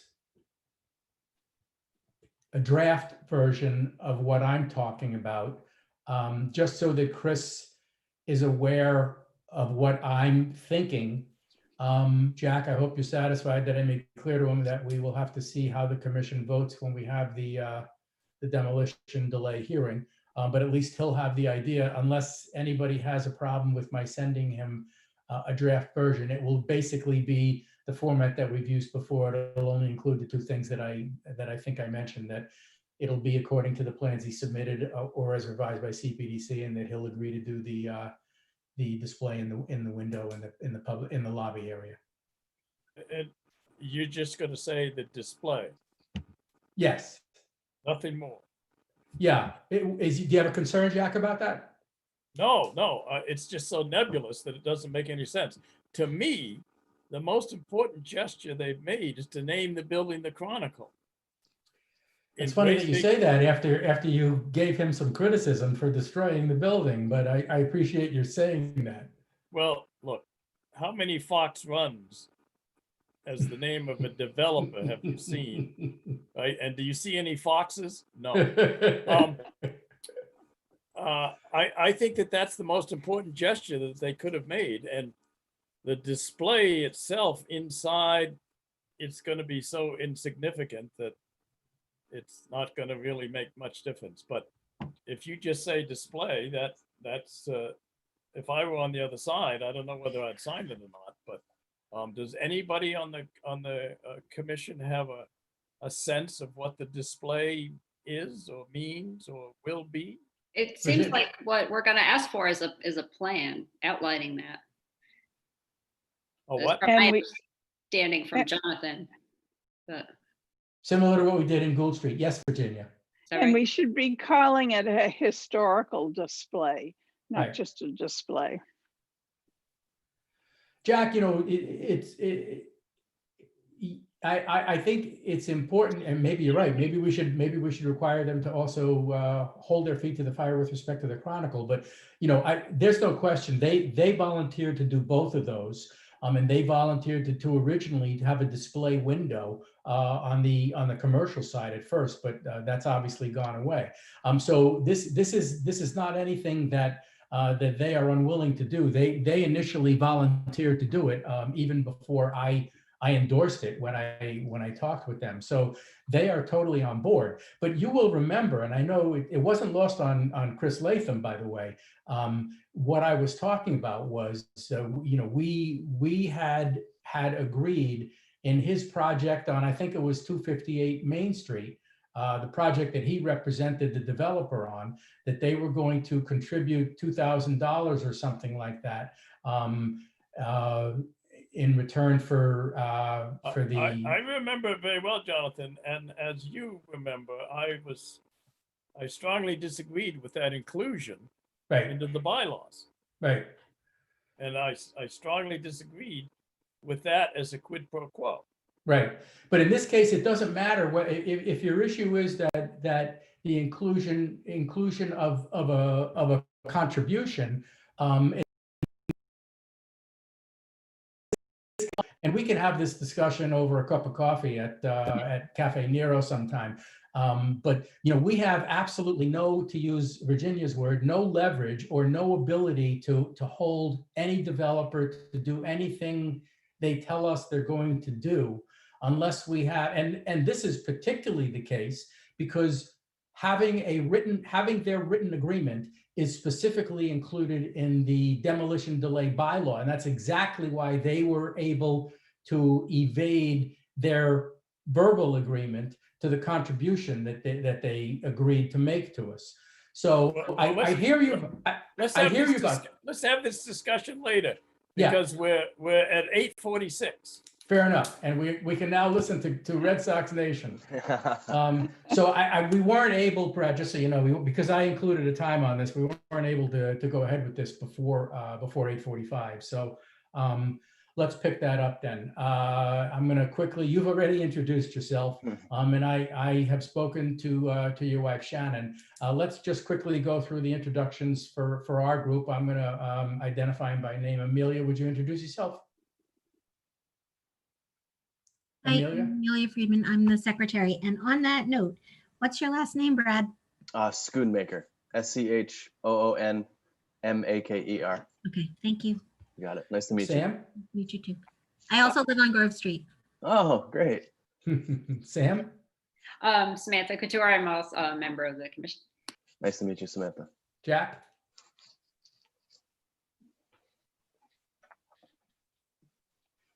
I'm not sure we can hear Jack. Jack Williams, I'm the treasurer. I could Hi, put Jack. myself on the video, but in fact, I'm a rabbit, so I like to. You're a lot of things, Jack. Yeah. Charlene? I'm Charlene Reynolds Santo, a member of the Historical Commission. Hi, Charlene. And I'm Jonathan Barnes. Actually, I neglected to, and I apologize to our, no, I did offer to introduce our associate members. Let's continue. Virginia. Virginia Adams, and I was on the commission when the house got moved from the golf course up to its present location. So I'm very familiar with the house. That must Glad have you been had quite a some day. nice new owners. I'm glad. Yeah. Thank you. Pino? Hi, I'm Pino D'Orazio. I'm an associate member. Hi, Pino. And we have Ron Weston, who's also an associate member, but not with us this evening. So I think everybody is aware this is the Foster Emerson House, an absolutely glorious icon in the town of Reading, and we are grateful that you folks are residents of that property and caretakers of that property. So welcome and thank you. I shared with you the agreement. That's one of the properties that has this this agreement, and we're here this evening because the Schoonmakers are interested in doing some repairs to the roof. I'm not sure you can explain it, but I believe it's the front side, the south side of the house, replacing that roofing material. And they inquired whether or not the Historical Commission had any involvement or assistance or support, I assume. So I indicated that that this is covered by the preservation agreement, the deed restriction that we have, which requires a whole process at the time that they go forward. But I offered an opportunity to them to have an informal discussion about that this evening. So this is not that formal process that's covered in the agreement, whereby they would be providing us with detailed information about what they were seeking to do, and then we would have a meeting to determine how our opinion and how we felt about it, and to give them some recommendations and advice and our approval. This is just an informal discussion, and I assume an informal discussion to give them support and advice with respect to how to go forward. So let me turn it over to you, Brad, to give us any information you can. Yeah, thanks, Jonathan. And Jonathan, I appreciate you giving me some time this evening.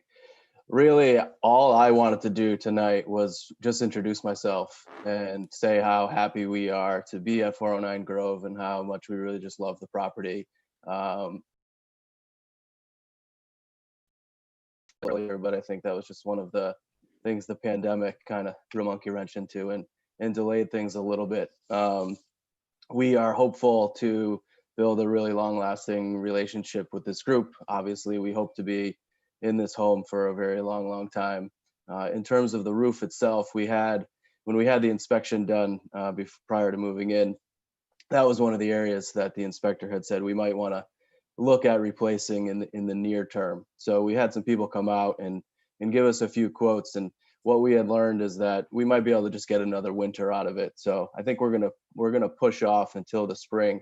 What I had reached out to, or what my wife had reached out to Jonathan about, was knowing that we needed to put the wood shakes on the front of the house, was just if you all knew of any roofers to recommend that kind of specialize in historical homes or have experience working with historical homes that we might be able to work with. But since talking to Jonathan, we've identified a few that are able to do what we would need to do. But again, I don't think we're going to be making any decisions or moving forward with anything until the springtime. So I appreciate you, Jonathan, sending over a copy of the deed restrictions. We had seen that before and obviously signed it before buying the house, but couldn't find the document in our mortgage paper. So I appreciate you sending that over.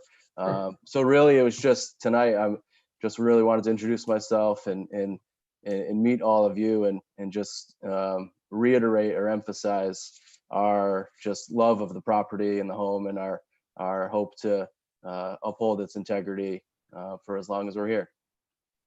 Wonderful, great, thank you.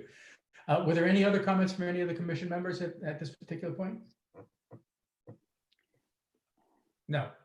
Oh, Virginia. Once again, will we be discussing this roof replacement at a regular meeting, or should we be considering what the restrictions say now, which I don't have a copy of in front of me, but I have some concerns as to whether we really need to insist on wooden shakes for the roofing material. Well, you should, first of all, yes, as you can see, Sam does Great. have the preservation restriction agreement, so we can, yes, let's talk about it tonight, particularly with that comment, just for Brad and Shannon's benefit.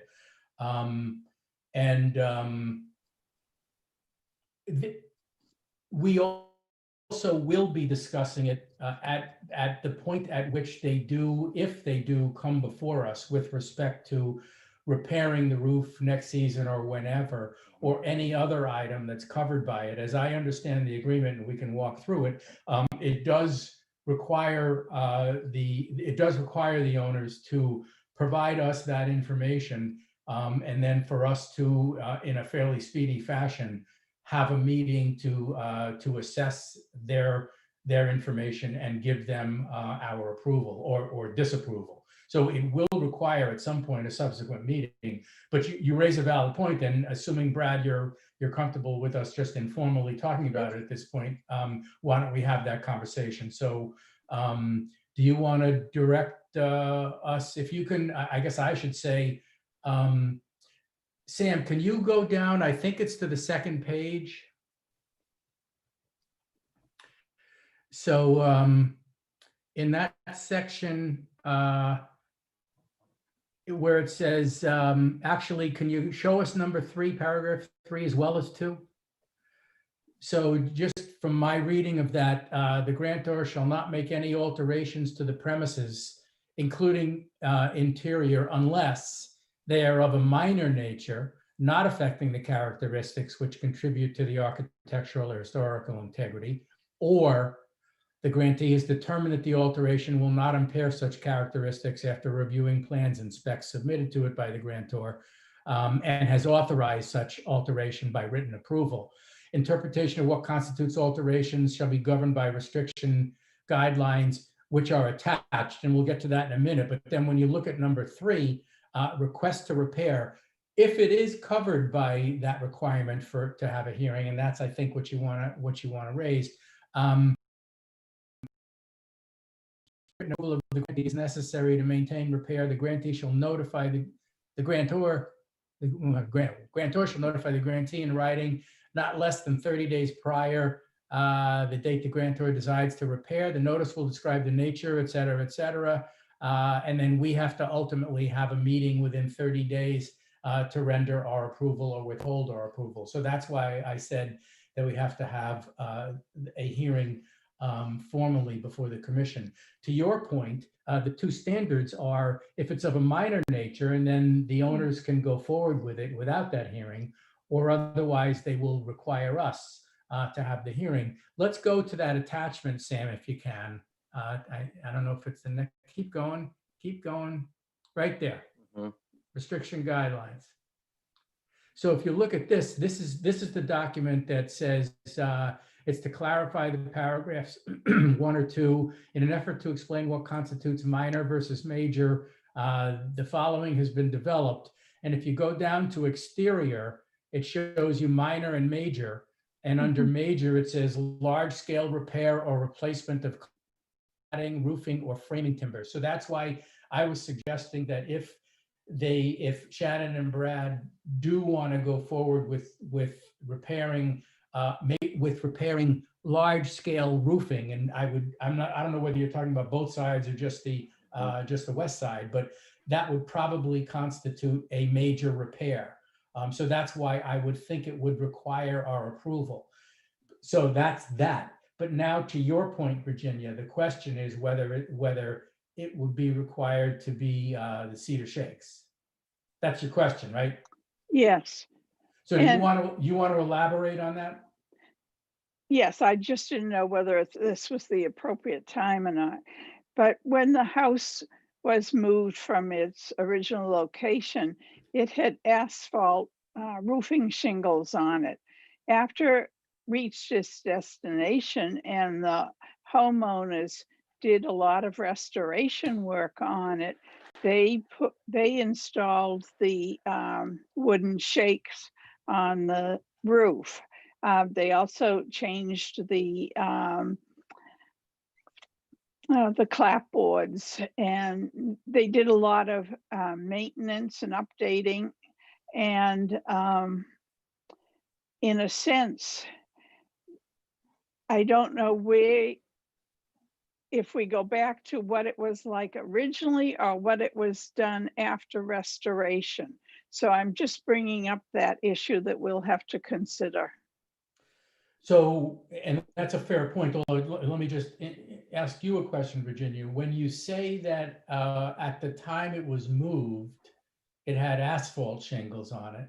Right. And it was the subsequent to its moving to where it is on Grove Street that the then owners replaced the asphalt shingle with the shakes. That begs the question, what was originally on it? So I don't know whether you or anybody knows what was originally on it, or whether or not those, I'm guessing it wasn't asphalt, but I think that would have to be a discussion that the commission would have at the time they entertain whatever repairs the homeowners want to do on the roof. So if you follow what I'm saying, if there's going to be large scale repair to the roof, regardless of what it's going to be, the material, that would have to be in compliance with the deed restriction and would have to be submitted to us, and we'd have to have a discussion about whether we would approve or not. Agreed. I'm just bringing it up as background so that the commission members can start thinking about that as well as the homeowner. Yeah, and it's a fair question. I'm glad you brought it up, so Brad and Shannon are aware of that fact. So it would be required that we be informed and that you get our approval. It may or may not be required that we would require upon you that it be the shakes. I should point out that, so I'm glad this was discussed. I should point out, in fairness, that our other member, Ron Weston, who did share some communication with us where he indicated his strong preference. Oh, good. Thank you. She is good. Yeah, that's great. I hope Julie's watching, Sam. This is the letter from Ron, where he is indicating his preference for any replacement of the roofing be the cedar shakes. So I don't think it's appropriate. We certainly, I guess, could conjecture, but we would have to have a discussion among us at the time that we would be deliberating on it as to whether it would have to be cedar shake or whether it could be anything else that you wanted to present to us. Does that, am I being clear enough about that or no? Yeah. Okay, Virginia, fair? It's quite interesting that the previous owners replaced asphalt with the wood. Virginia. Oh, they went ahead and restored the structure. And so that's why it looks so marvelous. Oh my God, they did an amazing job. An amazing job.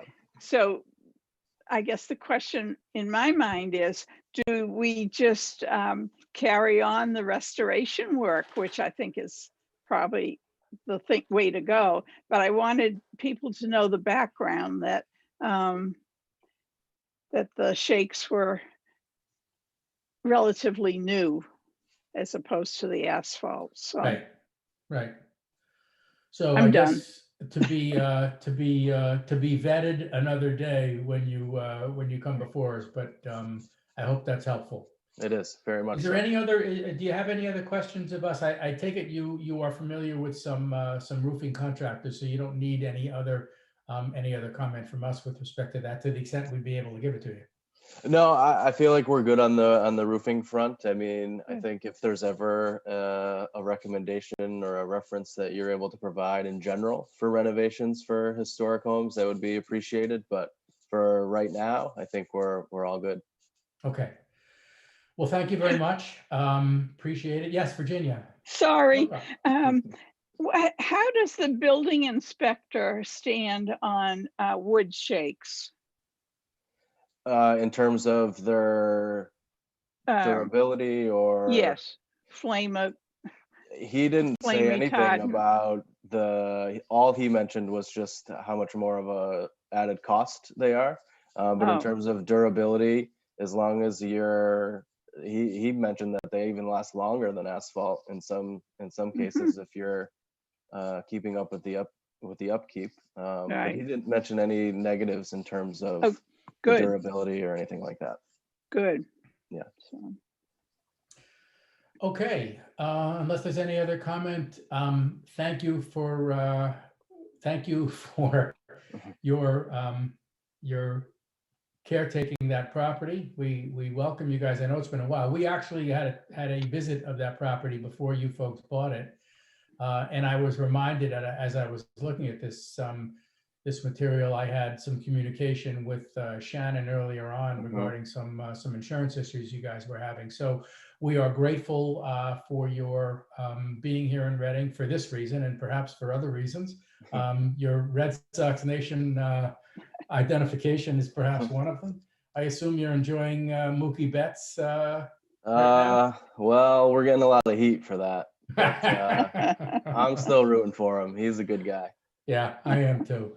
Yeah. But if you have any other questions or comment, you know how to reach us, and we look forward to talking to you whenever you end up working on the roofing. Perfect. I appreciate it, and nice to meet you all, and look forward to talking to you all soon. Thank you. Okay, bye-bye. Thanks, Brad. Okay. The next item on the agenda is 16 Eaton Street. And I don't know if I don't know who Public Services. No. So the only one, oh, I see Guy. Okay. Hi, Good evening. Guy. How are we? Evening. And I see Public Services. I don't know what that is or who that is. I'm not Public sure. Services is Julie. Oh, Julie. Oh, great. Okay. She's just yeah. Kept logged into the meeting in case she needs to help us out at all. 16 Eaton Street. And Guy, I don't know whether you were anticipating either Brooks or Catherine Rice. Sorry, their muting issue. I don't know if they'll be making it this evening. I know that it was a bit late for them, but we'll Okay. we can certainly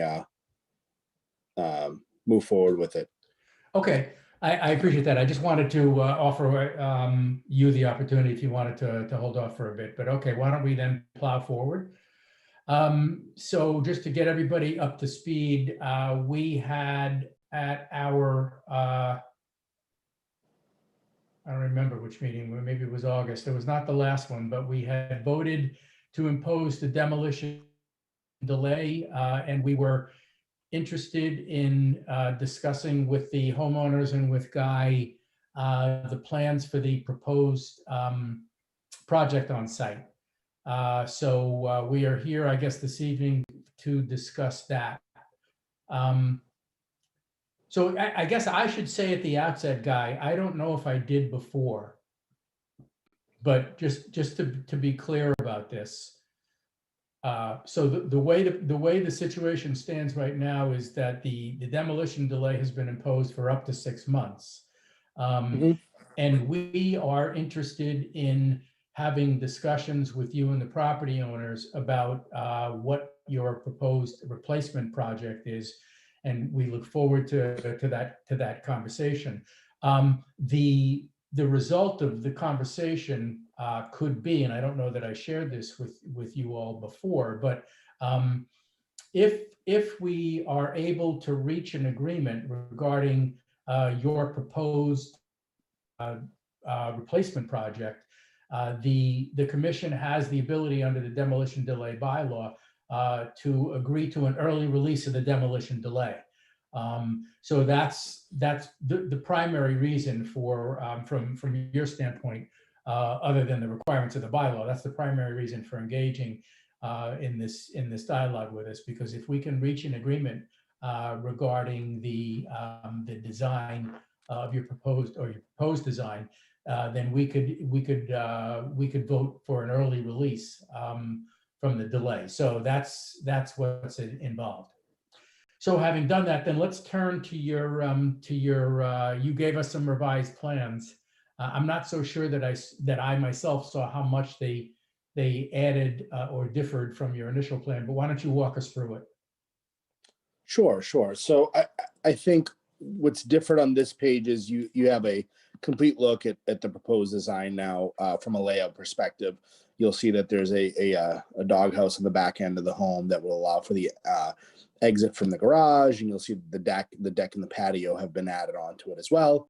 You'll also notice, I think, in this one that we flipped the driveway to the other side of the home. So those are the major differences here on this. As we move on to the next one, I think some of the takeaways that I had in discussions with you all the last time we spoke was you are having a harder time understanding the view of the home. So I had the architect include some 3D renderings towards the end.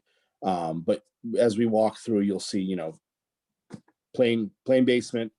Some of it's, a great deal of it's unexcavated. So it's not like they're trying to create this large structure. The square footage remains equivalent to what they have today or close to.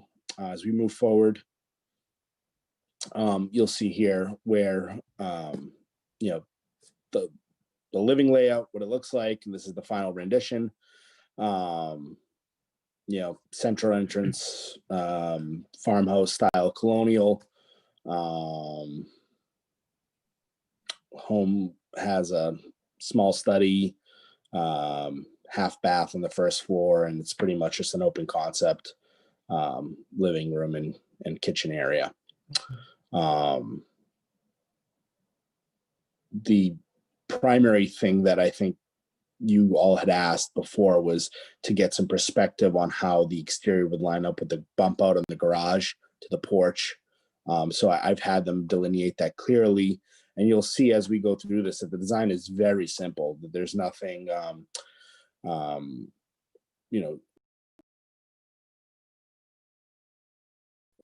much in like kind to what they have there today. In fact, if we move forward, this is the second floor. You'll see the view from the trellised patio. That's what that would look like. That's the view from above for the framing. There's the view from the porch from above, so you can see that the porch does carry through all the way across the front of the property. We continue over. That's just the attic. You can go one more. Again, and I think there you are. Okay. So the home is going to, these are the colors. It's white and black windows. Very plain. It'll be some type of either clapboard siding that's or a vinyl, depending on what they end up selecting. It's farmer style front porch, and you don't get the perspective here. But if you click one more over, you'll start to see here's the view from the side, which kind of gives you an understanding of this would be, I guess, if I were staring at the home from my home. I live at 20 Eaton, right? So if you're staring at the street, from the street at the home to the right, so this is the right side view. And you'll see there's the bump out of the garage. There's the overhang of the porch in the back. And then one more over. Here's your elevation from the back of the property, fully designed. And one more, you'll get it from the other side. And there's your view of the porch side of it, so you can see exactly what type of structure we're talking about. The difference between these homes is, you know, when we look at it, their home resides like this today, but going vertically back into the property. Really, all we're doing is we're taking that home and turning it horizontally to the road.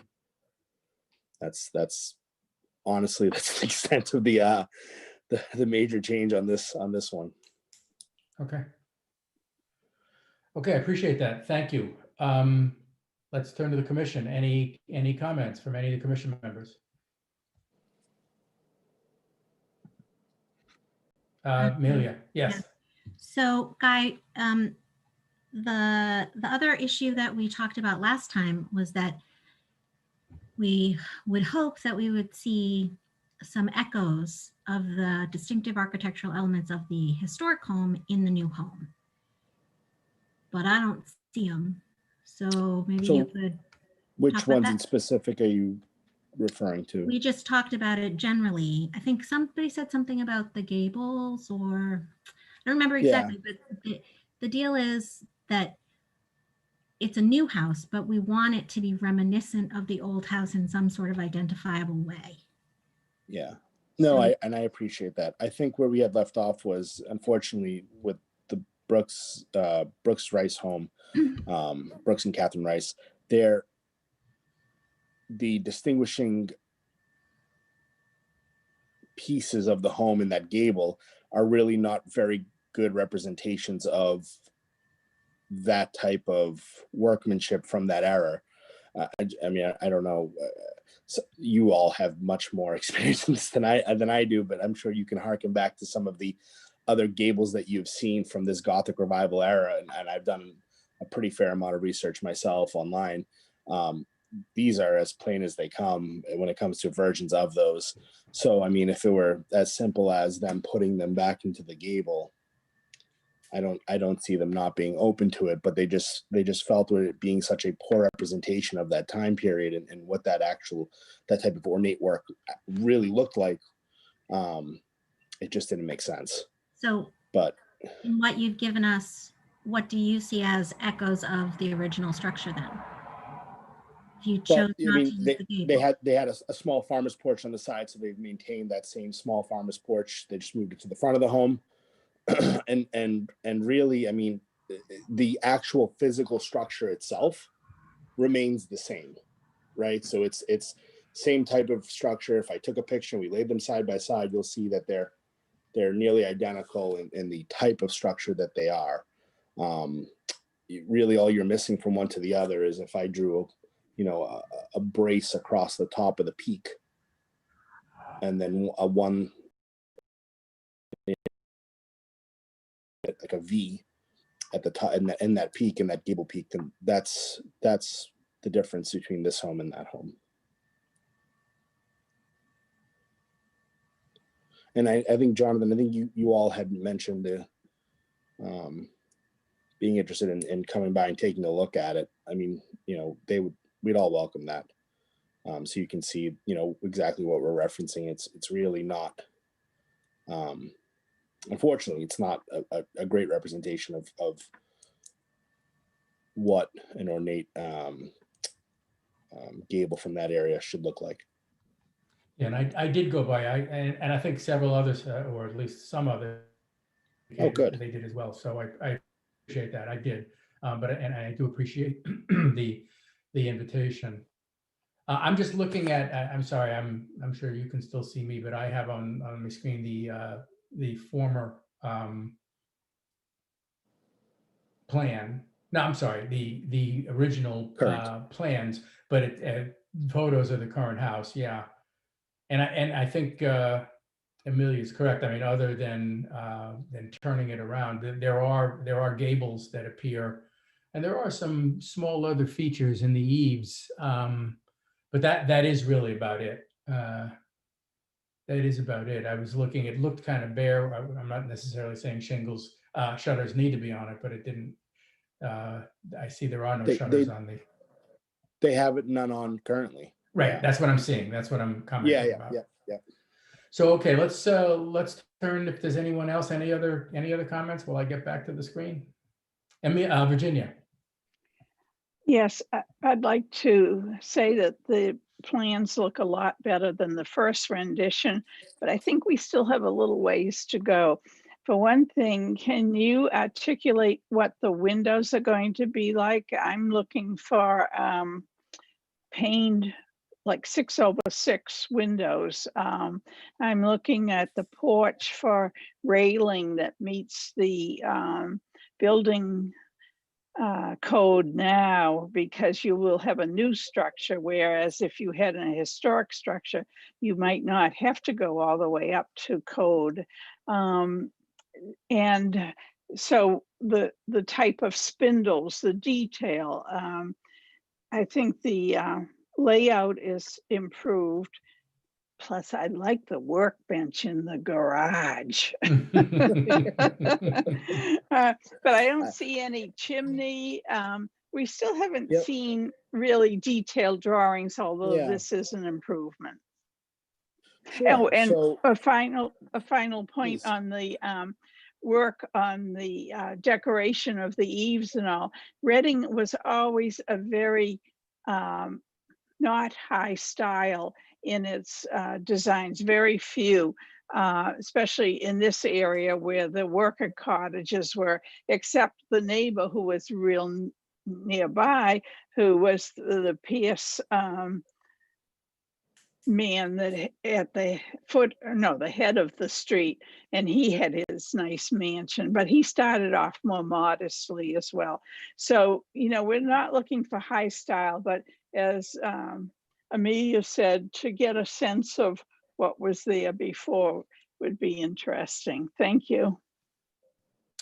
Thank you, Virginia. Any other comments?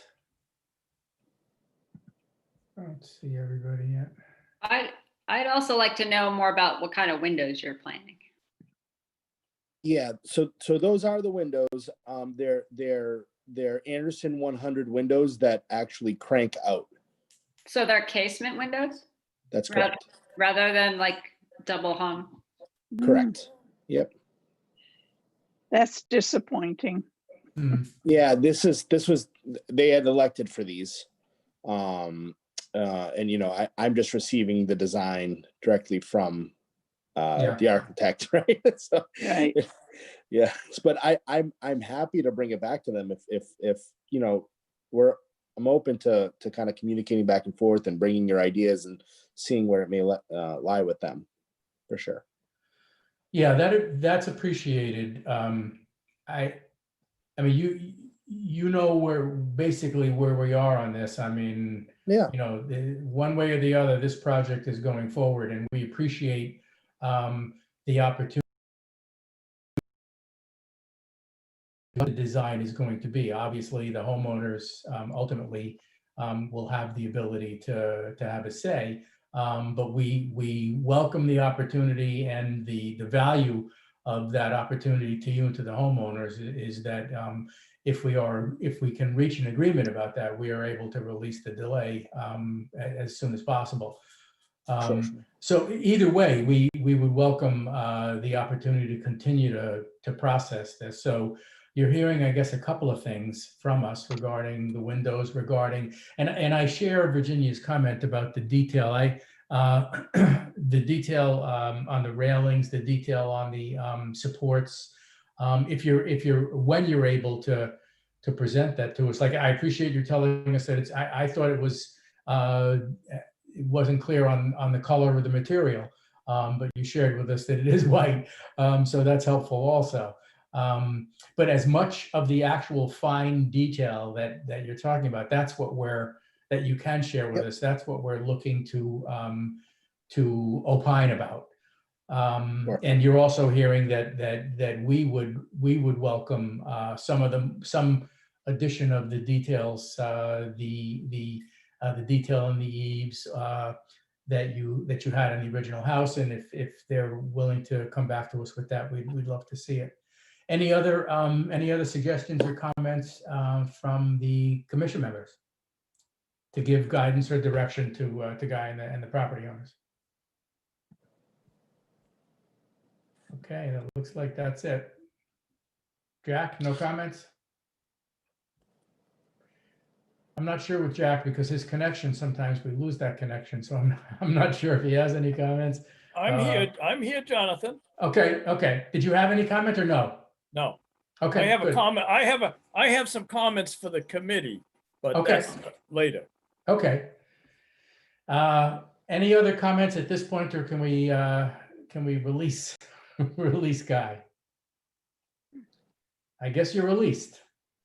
So Right, what I will do is we would welcome continuing the dialogue, and I will assure you that, and perhaps you and I can communicate. I assure you that we will put a placeholder, as we normally would when we impose a demolition delay on our agenda for next month. Okay. We meet each month, and I'll be happy to share with you when that is. And if you have any more information, as soon as you have any more information or detail to share with us, by all means, share us, and you and they are welcome to join us at our next meeting and every other meeting. Yes, Virginia. I'd like to remind him that our meetings are open to the public and that he's welcome to stay on if he wants to. That's true. So Guy, feel free to continue to join us through the rest of the meeting. Thank you. I appreciate that. Or you can turn to any of the other channels that are showing the debate. Maybe I'll do both. Or anything else you want to watch. But thank you. I appreciate you sharing this with us, and I appreciate your time, and I look forward to hearing from you in the course of the next month. Thank you all. I appreciate your time. Okay, thank you. Okay, let's move to, we are actually, I should comment, I neglected to comment that I had, and Jack, I'm certainly would be open to, if you want to have that conversation now, we can have that conversation. If you want to do that now, or you can do it later. But I should just want to add that thanks to Pino's reminder, I did invite Tyler and Ian to this meeting, and I don't see them, but I'm not surprised about that. But I would want to turn the next item on the agenda, unless Jack wants to have that conversation now. We would probably talk about, no, actually, I'm going to go back to the scenic road bylaw and the application on South Street. Jack, did you want to have that conversation? Well, I would like to begin it. I'd like to begin it because it's an ongoing conversation. I'm not sure what we're trying to do here.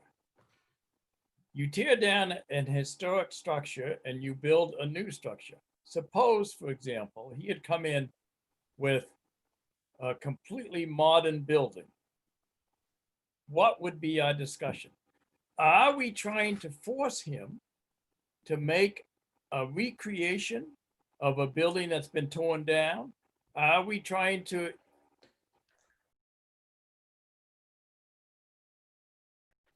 quasi-historic structure. I'm not sure what our role here is, frankly, and I would like to hear from my colleagues. Well, it's a great point, and we do need to have this conversation, and perhaps we should have it on an ongoing basis. So I welcome this opportunity either now or later.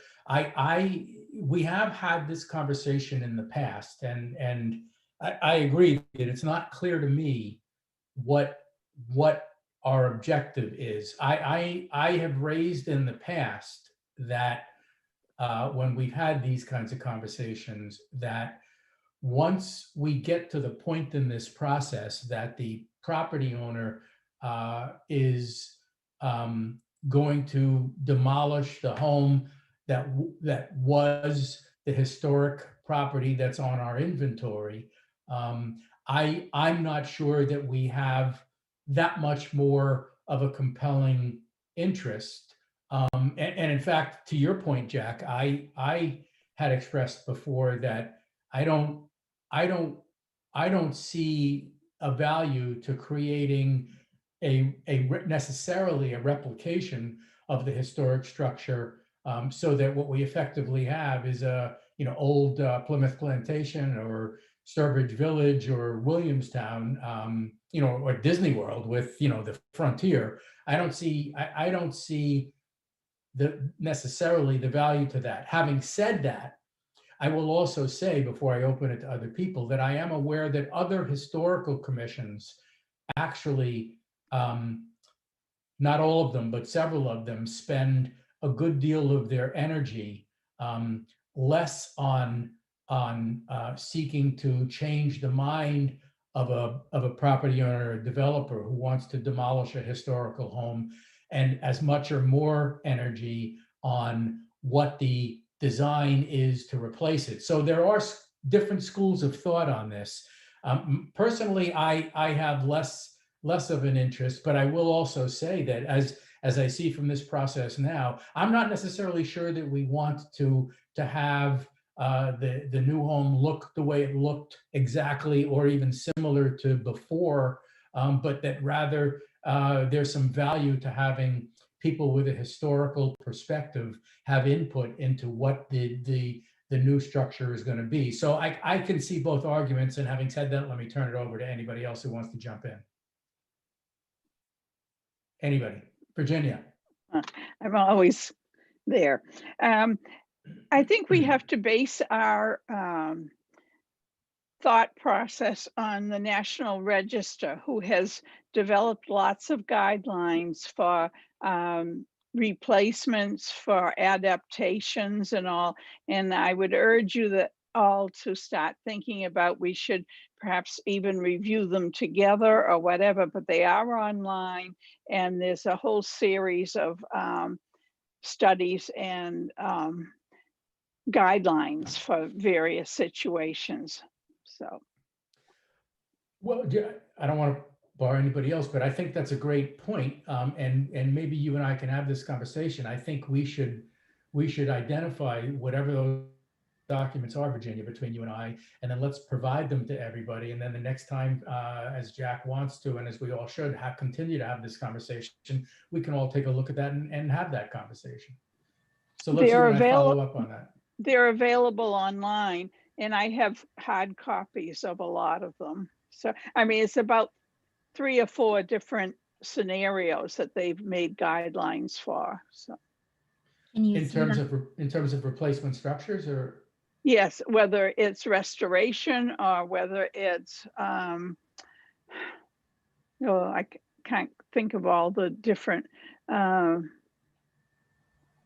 have to look at it. I haven't done it lately. Let's you and I talk offline. We'll identify them, and this is an important conversation. I think Jack is absolutely right, and we will ultimately. I mean, we're going to be having these conversations anyway, Jack, because the demolition delay bylaw requires a dialogue between the property owner and the historical commission once the demolition delay has been imposed.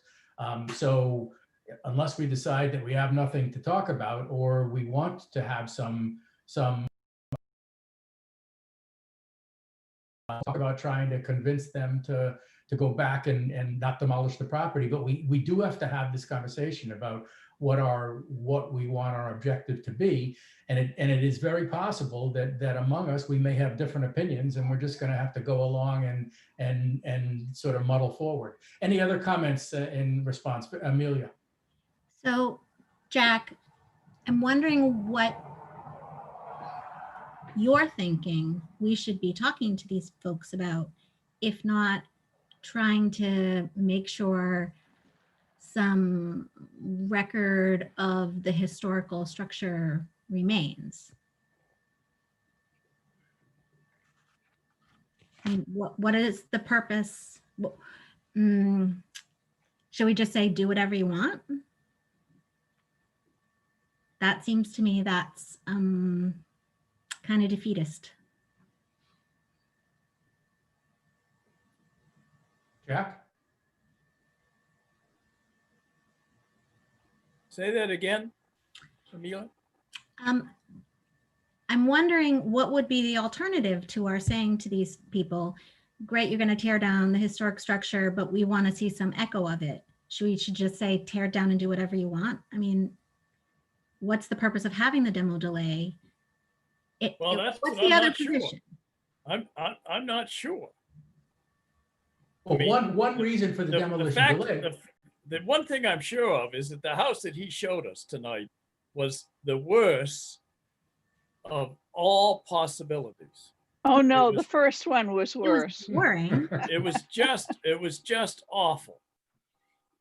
Now, suppose somebody came in with a totally modern house that looked like the Farnsworth house, all glass and horizontal. What would we say? We wouldn't say put a gable on it. We would say it's a beautiful modern house and leave it at that. Would we not? So we're just going to say do whatever you want? No. I have always advocated that we should exercise as much design control as possible. And we probably should have told him tonight the truth, which is the house that he showed us is a very poor design and that it's unacceptable in that neighborhood. So you think we should have, or one possible position would be, we have input and attempt to control the design, but not of a historical nature? Well, that would be my position.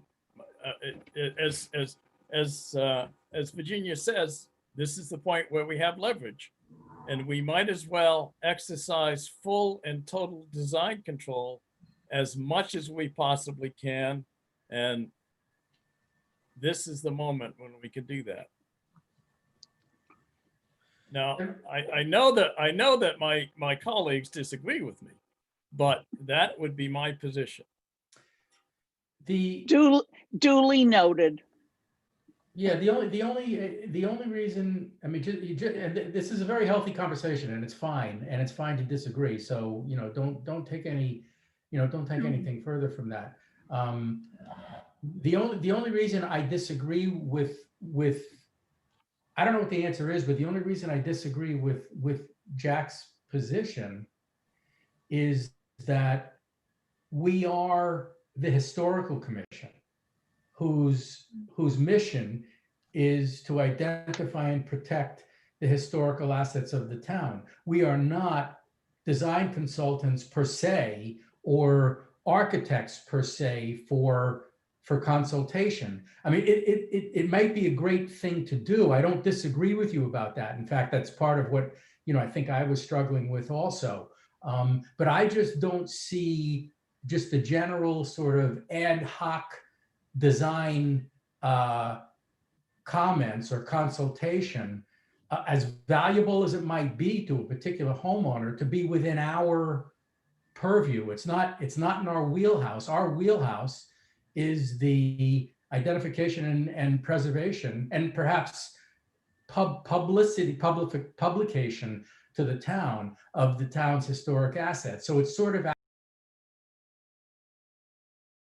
reason I'm struggling with your idea, Jack. And that's why I sort of revert back to Amelia's idea that to somehow tie, if we do it at all, we have to tie our comments into something connected with the historical integrity or preservation of Reading. And I don't even know if that's appropriate. Sam, yes. Yeah, I'm tending to agree with Jonathan that we have to have some reason to ask for changes. I mean, that house we saw tonight's not any particular design, but I would feel like I'd had a small victory if we could get them not put casement windows in there. So, but I think, yeah, I think getting full design control over something like that's just not going to happen. You know, you can only work with what you've got. And I think getting people to change things really radically is going to be tough because they're often going to say, well, it's too expensive, or I don't like that. So those are my thoughts. And any other comments from folks maybe perhaps we haven't yet heard from? Anybody? I thought the design, the exterior was incredibly boring. White and those windows, but I mean, because I don't like it.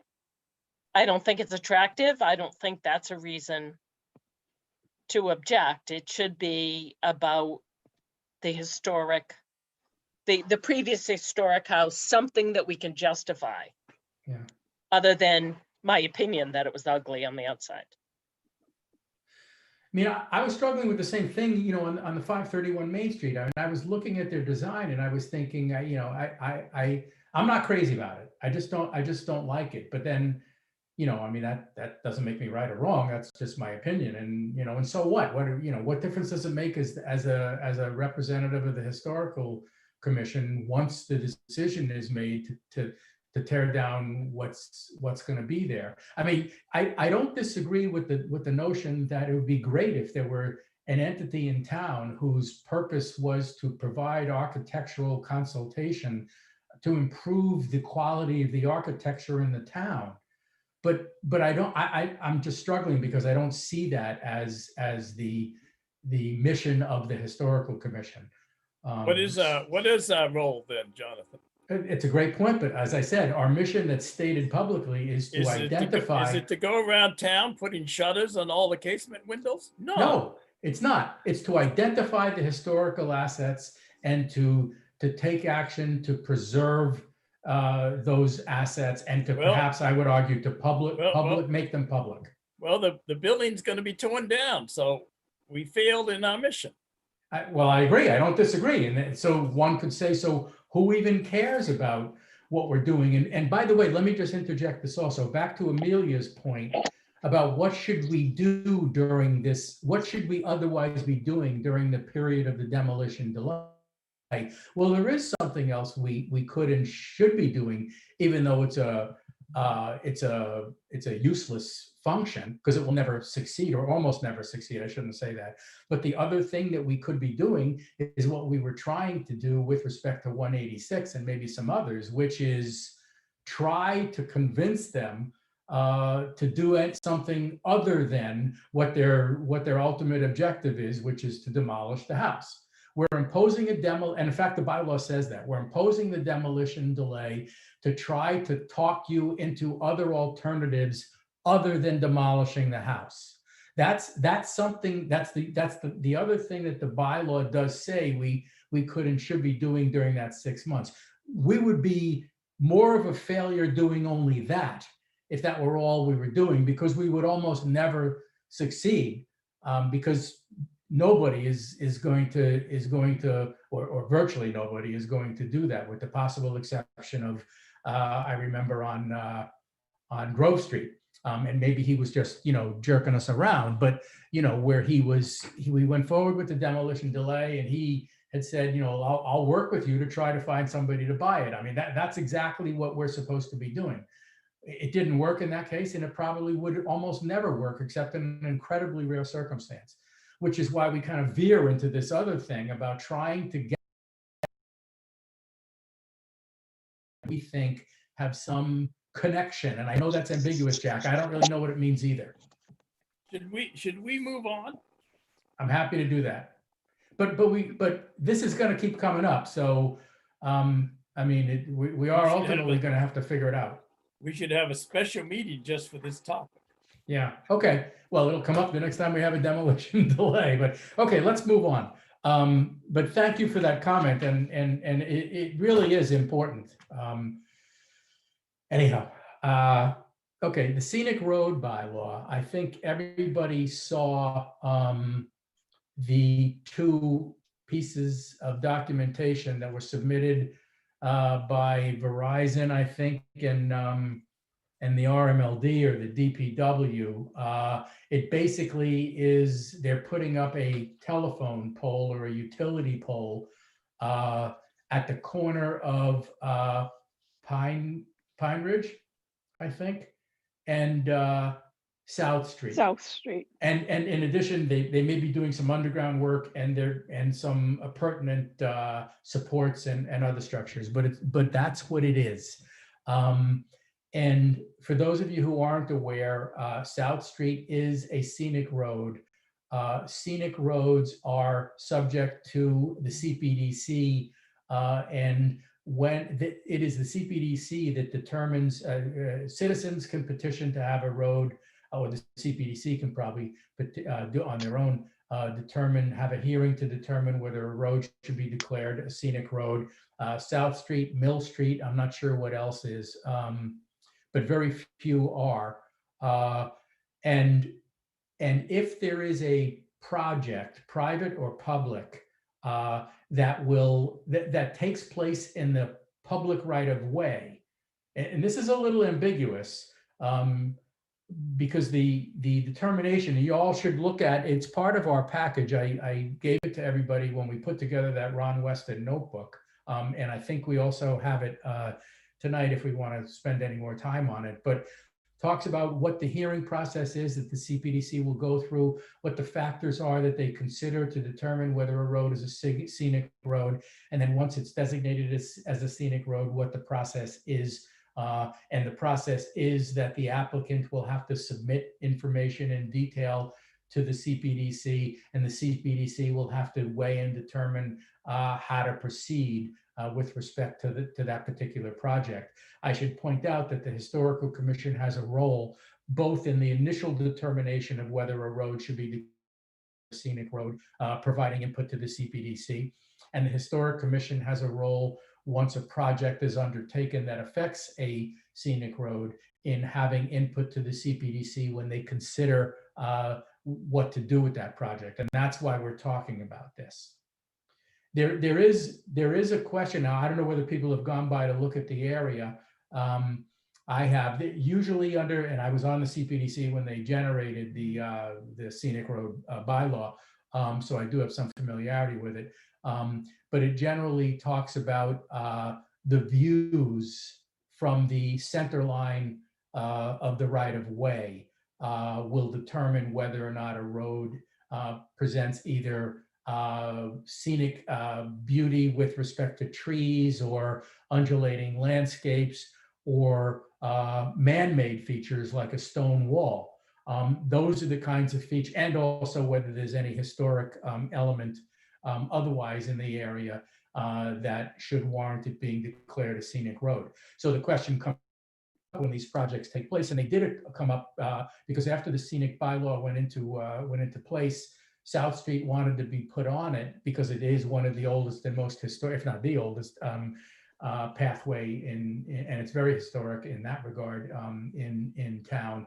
But the DPW had a project to improve it. And the residents there were very concerned about whether or not it was going to be widened, whether it was going to look like every other road and straightened out. So those are the reasons why a road becomes a scenic road. There is at least a question. I did communicate. Virginia brought this to my attention when she saw that there was a public hearing before DPW to hear from Verizon and the RMLD. And I communicated to them that South Street was a scenic road and they needed to comply with the requirements. So hearing, which didn't provide much information.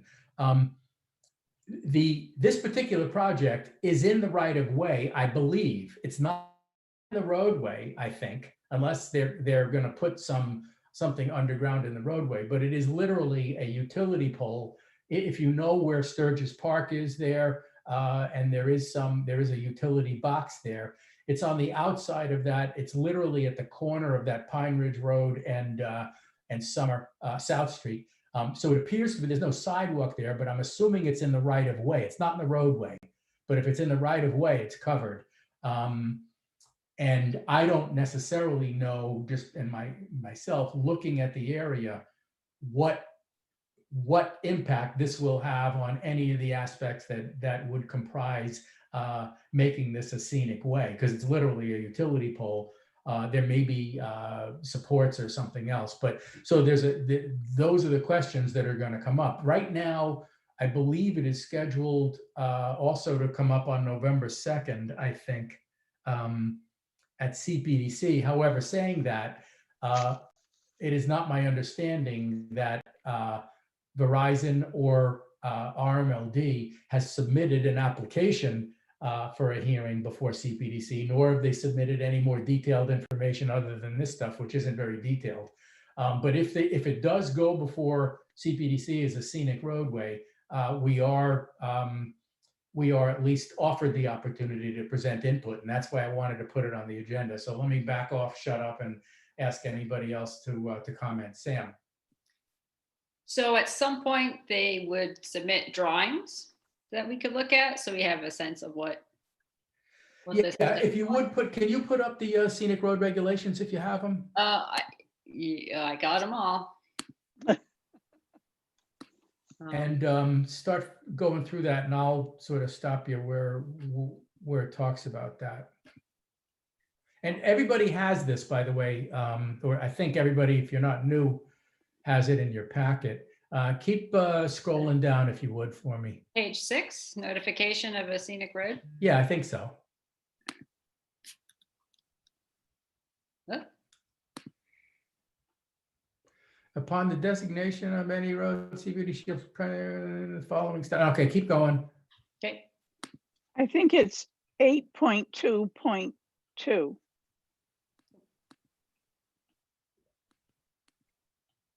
I just have up to section 7. Go back to 6, if you would.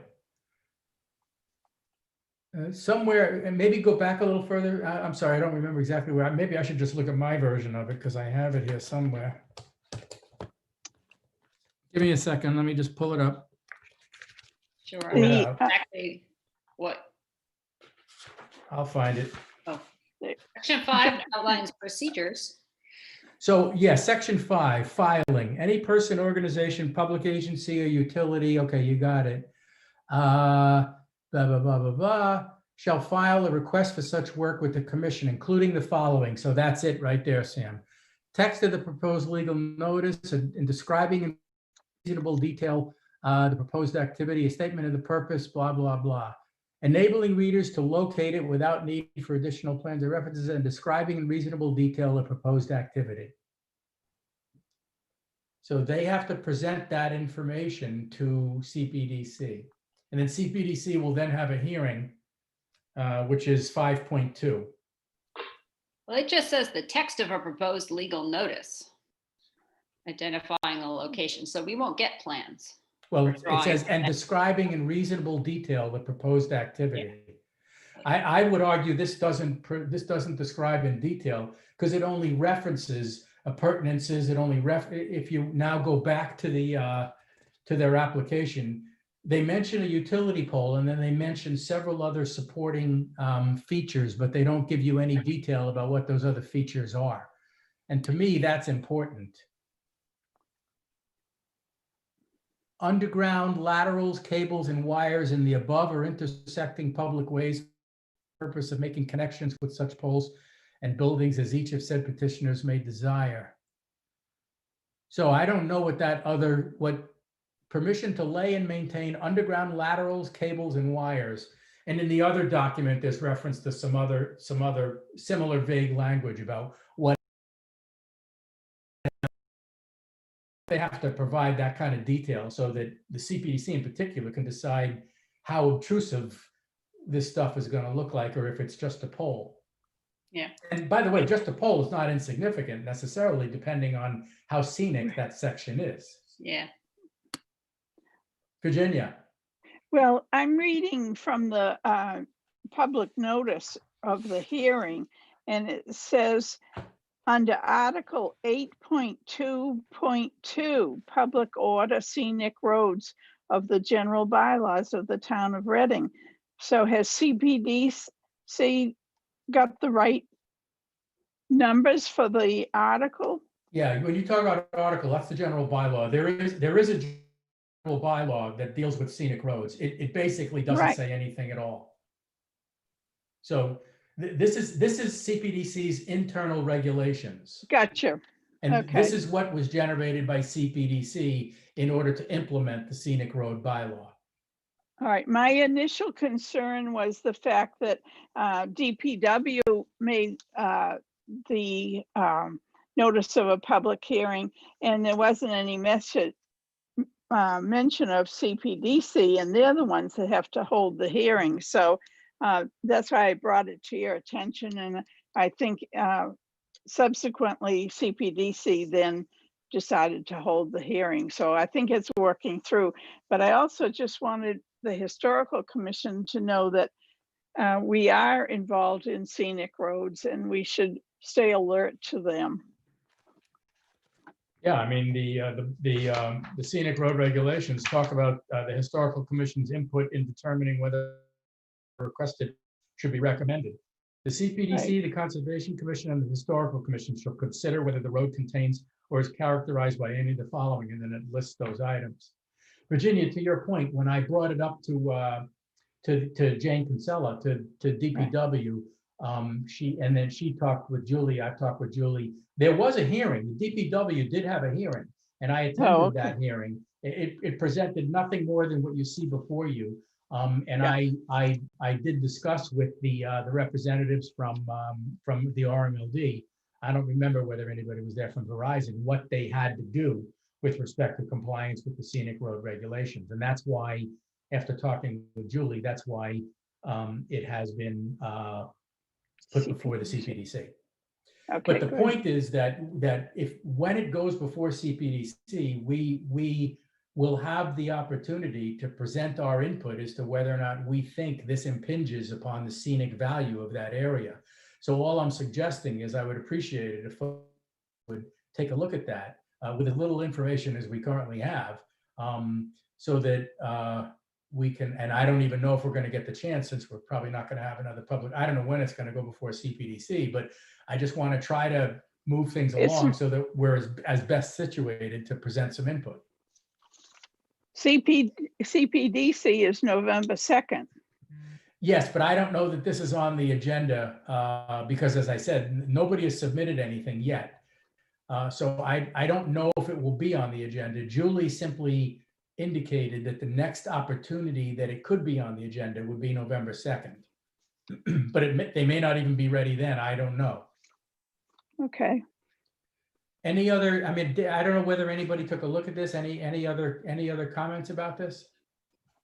Other than that, all new wires should be below grade. Yep. Ideally. There was some mention, it might be in the other document. Can you just quickly put up the other document, Sam? That was the notice of public, I can't scroll through it. Can you go down a little? Okay, hold on. Install one pole. Request permission to locate poles, wires, cables, and fixtures, including the necessary anchors, guys, and other such sustaining and protecting fixtures to be owned and used in common by the petitioner. There was also some reference to, I don't know where it is right now, but there is a utility box. I don't know who owns it, that's further in the property. And somehow this is connected. There must be a transformer of some kind. And I guess that's what the RMLD is looking to do. They want to this form. How and in what capacity, I don't know. But to your point, Jack, I don't know what other, appurtenances they're gonna be looking to put up in that corner area there. I mean, I don't see what else we can say. Well, you guys can look at the area and I determine whether or not you think whatever it is they're looking to put there, and we don't necessarily know at this point what that entails, whether or not we think that stuff is going to impinge upon the scenic value of that section. I will tell you that is not the most scenic of the sections of South Street that warranted it being placed on South Street. So I don't even know if it does. But all I'm suggesting is, since that's our obligation, we ought to at least consider it.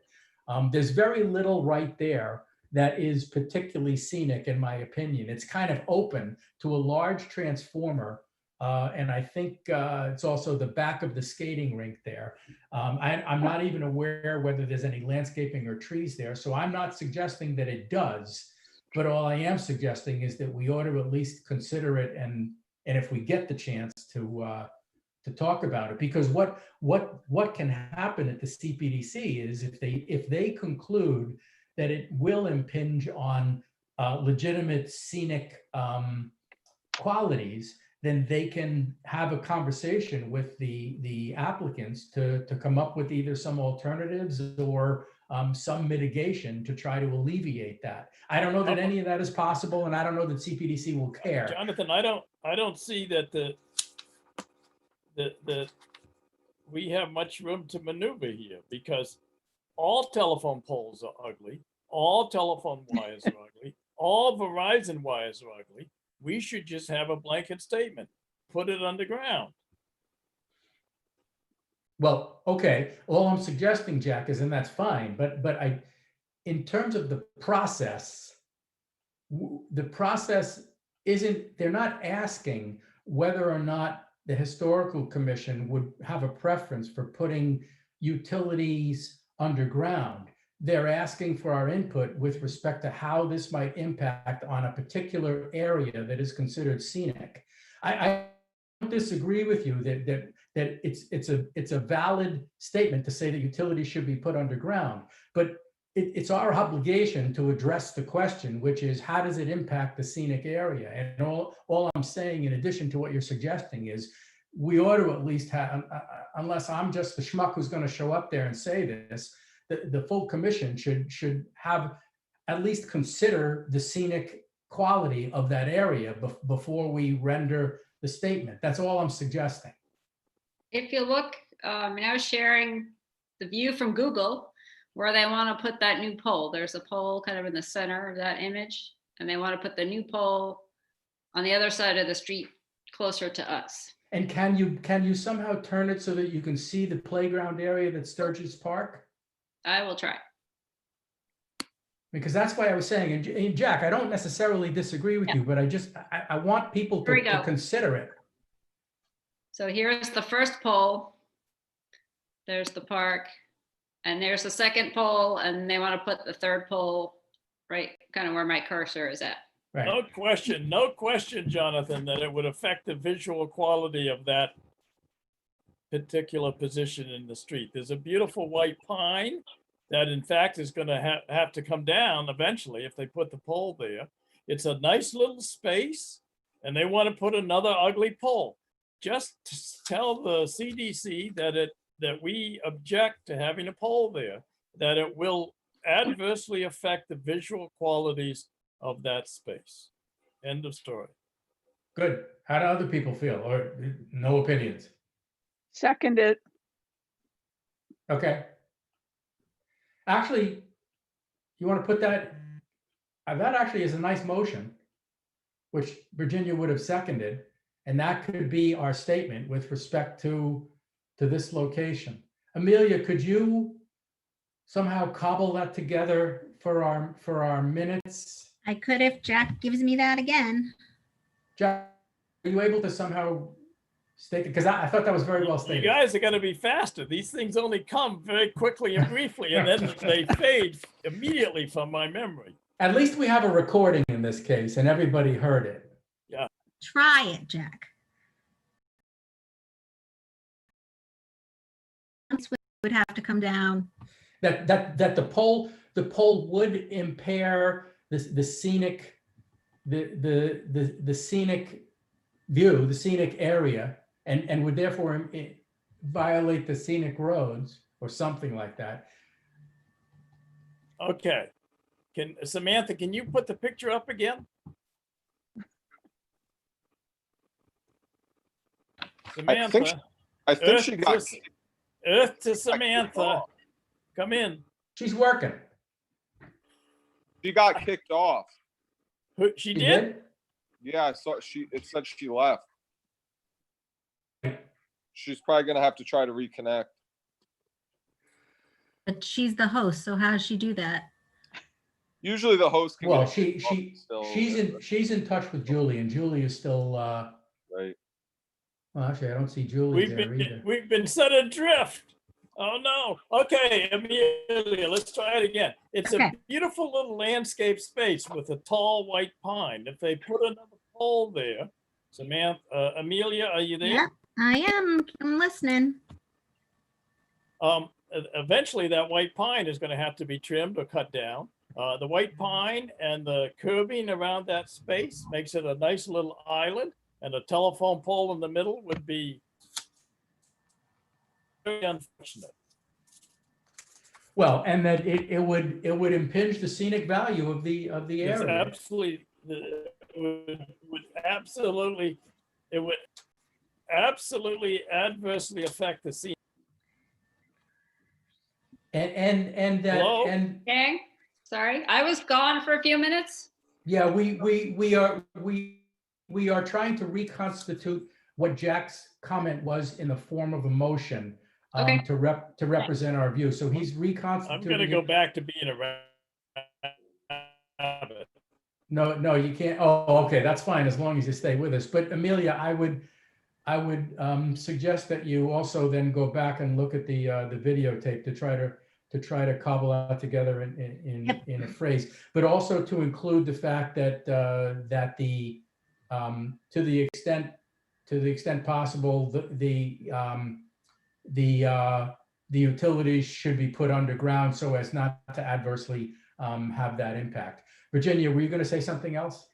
No, the key word is adversely impact. That's what is an important statement. Right. Okay. So that is a motion that somebody seconded. I don't know who did. But if we can't reconstruct that, Jack, you made the motion. I seconded it, or did you have a comment? I can't hear him. No comment. Okay, so Jack's got the motion. I seconded it. Is there any further discussion? Can you read me the motion again? Oh my God. Okay, so it said something like that the area in question is beautifully landscaped with a tall white pine that will need to be cut down eventually if the pole goes there. The pole would adversely affect the scenic area, and so we say no pole. Okay, Yeah, Jack, why do you say the tree has to come down if the pole's going to be on the corner there next to the street sign?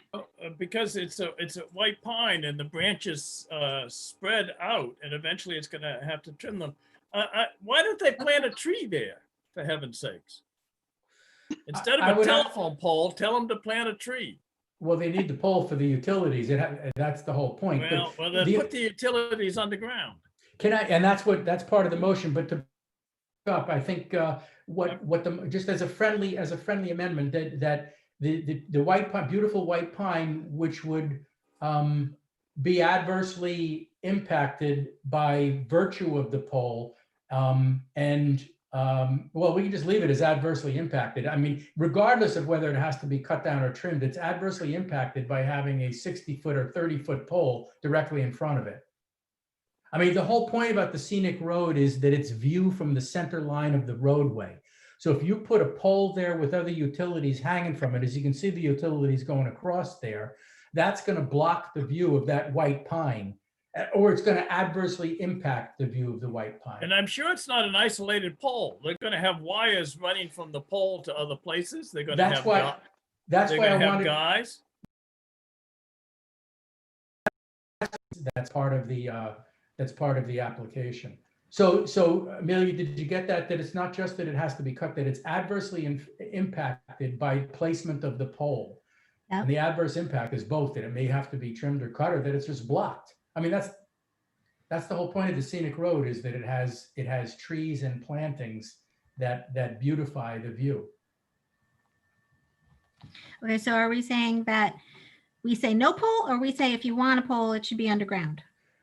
We're saying that rather than put a pole in, it should be placed underground. Okay. I mean, I don't know how they're going to do that, Jack, because there are, the other wires and stuff there that are, I mean, We don't care how they do it.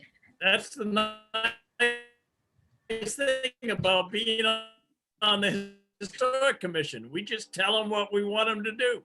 Well, I think I hear you, and I guess we ought to just let it go. But the point about that is that that's an entirely impractical recommendation and suggestion that has, that's like the Democrats opposing Amy Coney Jonathan, Barrett. it's best with me to just let it go. Okay, well, that's the motion. Is there any further discussion regarding that motion? Virginia, we lost your picture. Any further discussion? I got one. Let her rip, Charlie. Can you hear me? Okay. Yes. Maybe just not say anything about it being underground. Just that that's not a good place for it. Okay. That we Jack? we object to that location. And because it adversely impacts it. Yes. Yep. Okay. I actually think that makes more sense. Now, Jack made the motion. Can Jack live with that? Of course, Jack can live with just about anything. Jack's a hell of a guy. Any further discussion? Charlene, you look like you're a burlesque queen with that flower behind you. I'm sitting on my bed and it just doesn't seem right to be in a professional meeting with my bedroom in the background. And I want to remind people that RCTV Studios is still among us. Yep. So any further discussion? Hearing none, let's vote. I'm going to go in order. Amelia? Yes. Sam? Did we lose Sam again? No, No, she was just. I'm voting no. Doesn't bother Okay. me. Okay, Jack? Jack? I'm voting yes. Charlene? Yes. Jonathan, yes. Okay, thank you. Wow. Thank you. Okay. Ian O'Leary, did everybody get that document? Yes. Okay, I just want to, I guess maybe try to not summarize the document, but I wanted to put it on the agenda because I thought it was absolutely outstanding work that he did. We had previously tried to have him on the commission. He actually wanted to be on the commission, and I did try to get him to stay in touch with us, and I want to invite him. He actually asked, is there anybody else or any other place this should be sent to assist people, to show people what they can do in terms of research on their own history of their own homes, because Reading has so many historic homes that people might want to be able to do this.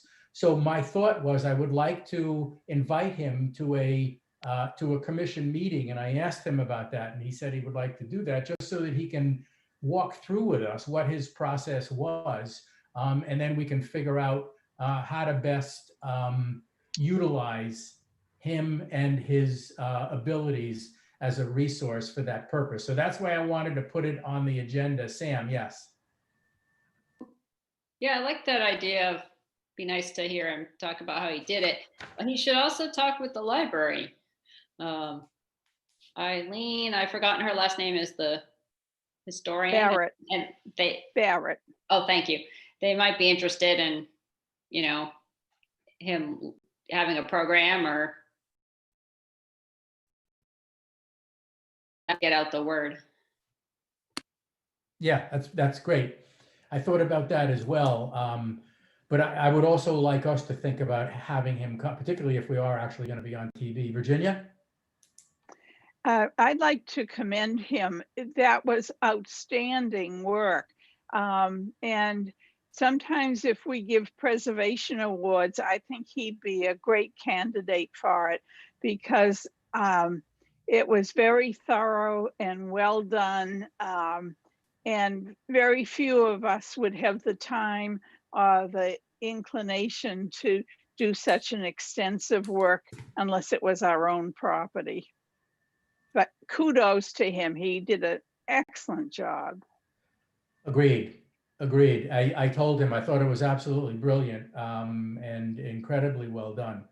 And I'm not even sure that I'm it's not a question of not being sure. I know I could not do that even on my own property. So I'd love to hear him talk about how he did that. So I will at some point get back to him and tell him that we would like to have him come to speak to us and to speak to the public about how he did it. And I will also suggest, Sam, that he talk or perhaps we can contact Eileen for him, or he can contact her, but just connect the two of them because that's a great suggestion. Any other thoughts or comment about that before we move on? My favorite part was the sale prices over the last 150 years. Right. Yeah, exactly. Except it wouldn't mean that you wanted to live back then, right, Pino? Okay. The archive policy, do we, everybody have a copy of that? And do we want to go through that or do we just want to endorse it? Endorse it. Yeah, there was one question you had, Jonathan, that maybe we should just. Yeah, you want to put it up and let me open it up. Oh, that's not it.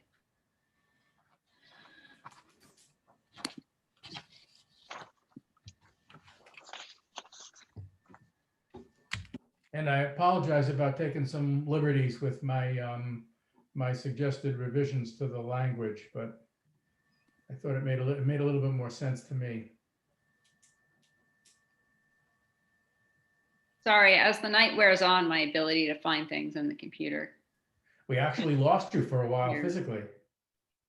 Well, so our Wi-Fi in the house is set to turn off at 10 p.m. because it keeps it keeps teenagers from staying up all night online. That is brilliant. But then we often forget about it, like with the last 5 minutes of a movie to look at. So yeah. That's when I worked at the Turnpike Authority for a period of time as their labor attorney, and we were involved in some ongoing contract negotiations. And we, for lack of a better space, we used to go to one of the state office buildings, and they did the exact. They shut the lights out in the buildings. We were sitting there in the middle of a negotiating session with about 30 or 40 people on both sides, and all of a sudden in the room the lights just went out because they closed the building. So I can relate to that. Okay. I think everybody did see my, I think we did send them to everybody, right? I did send them to everybody. Yes. Yes, I went and incorporated most of it. I have a few suggestions, and the hour is getting so late. Could we, and we're not going to adopt them really tonight, probably. Could we wait and hold this off for the next meeting? I think that's good. I wanted to make sure we addressed the things that Jonathan had that to be a little more clear. Let's put it on the agenda. If you wanted to, Virginia, maybe send an amended copy, and I'll also have another update, and we can look at it again at the next meeting. Very good. That's a great idea. Thank you. The Depot Bike Shelter, the only thing I want to say is that there's nothing further to add, although in a subsequent conversation that I had with Julie, she mentioned that she or the group she was with was looking, among other suggestions that we gave her, they were actually now looking at a weeds that is directly behind the raised platform at the train depot on the westbound side in the parking lot. She says she believes that that's big enough or can be made big enough to include for the bike shelter. Didn't get into any more details with her about that, but I just wanted to pass that information along. And I'm sure as that develops, we'll hear more from her about that, but I just wanted you to know that. On the preservation grant program, I just wanted to bring to your attention, we get this every year. This is no big deal. Other than the fact that the Mass Historical Commission each year has a grant program. It's a 50-50 grant program. They haven't determined how much their budget is, so they don't know how much money they have. But it's 50-50, meaning that that whoever buys into it is gonna have to come up with the rest of it. I didn't think it was particularly pertinent for us, but I wanted to open it up for you people and we can put it on the agenda for the next time. It is for a whole wide range of preservation related activities. However, that is largely completion of cultural resources inventories, nomination of significant properties to the National Register, completion of community-wide preservation plans, and other types of studies, reports, publications, and projects relating to the identification and protection of significant structures. So I didn't think it pertained to us, but I at least wanted everybody to be aware of it in case anybody had a particular thought for something they wanted us to go after, for which we would have to come up with half the funds. So think about that and let me know. By the way, the application period ends on November 16th, so we're running out of time, but I just wanted to bring it to your attention. New officers, the chair position. I don't know if anybody has given any more thought to that, but I think Amelia accurately portrayed my position. So I just want to open it up. Is there anybody who wishes to offer a nomination? The position that we're talking about is the chair at this particular time. And if someone can nominate themselves, right? Yes. I am willing to start it come January, but not until then. If you're willing to go a couple more months and have some transition and have, a little bit of transition. I would definitely welcome that. And yes, absolutely. So I guess it would be appropriate to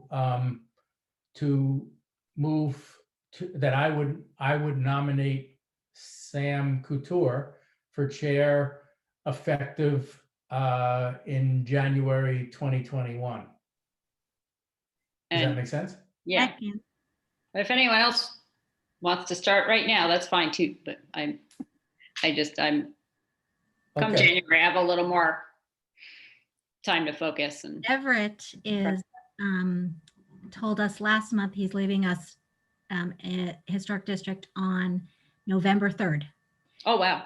So Pino and I are somehow going to split the thing. Okay. You'll be busy with that. Yeah. Yeah. So Jack? Yeah. Well, at the moment at least we have the one nomination effective January. And you're right, we can and should entertain any and all other nominations, either starting now or at any point in the future. So are there any other nominations? Just the people we're looking at are Charlene and Jack as the other members, right? Yes. So any other nominations? And if there aren't, well, let's give it a minute. I'm not hearing any. So we have a nomination. We have a motion that has been made and seconded it. So I guess we should vote on it. So the motion is for Sam to assume the chair starting in January of 2021. And let's go through the folks voting. Yes. Jack? Jack, can you hear us?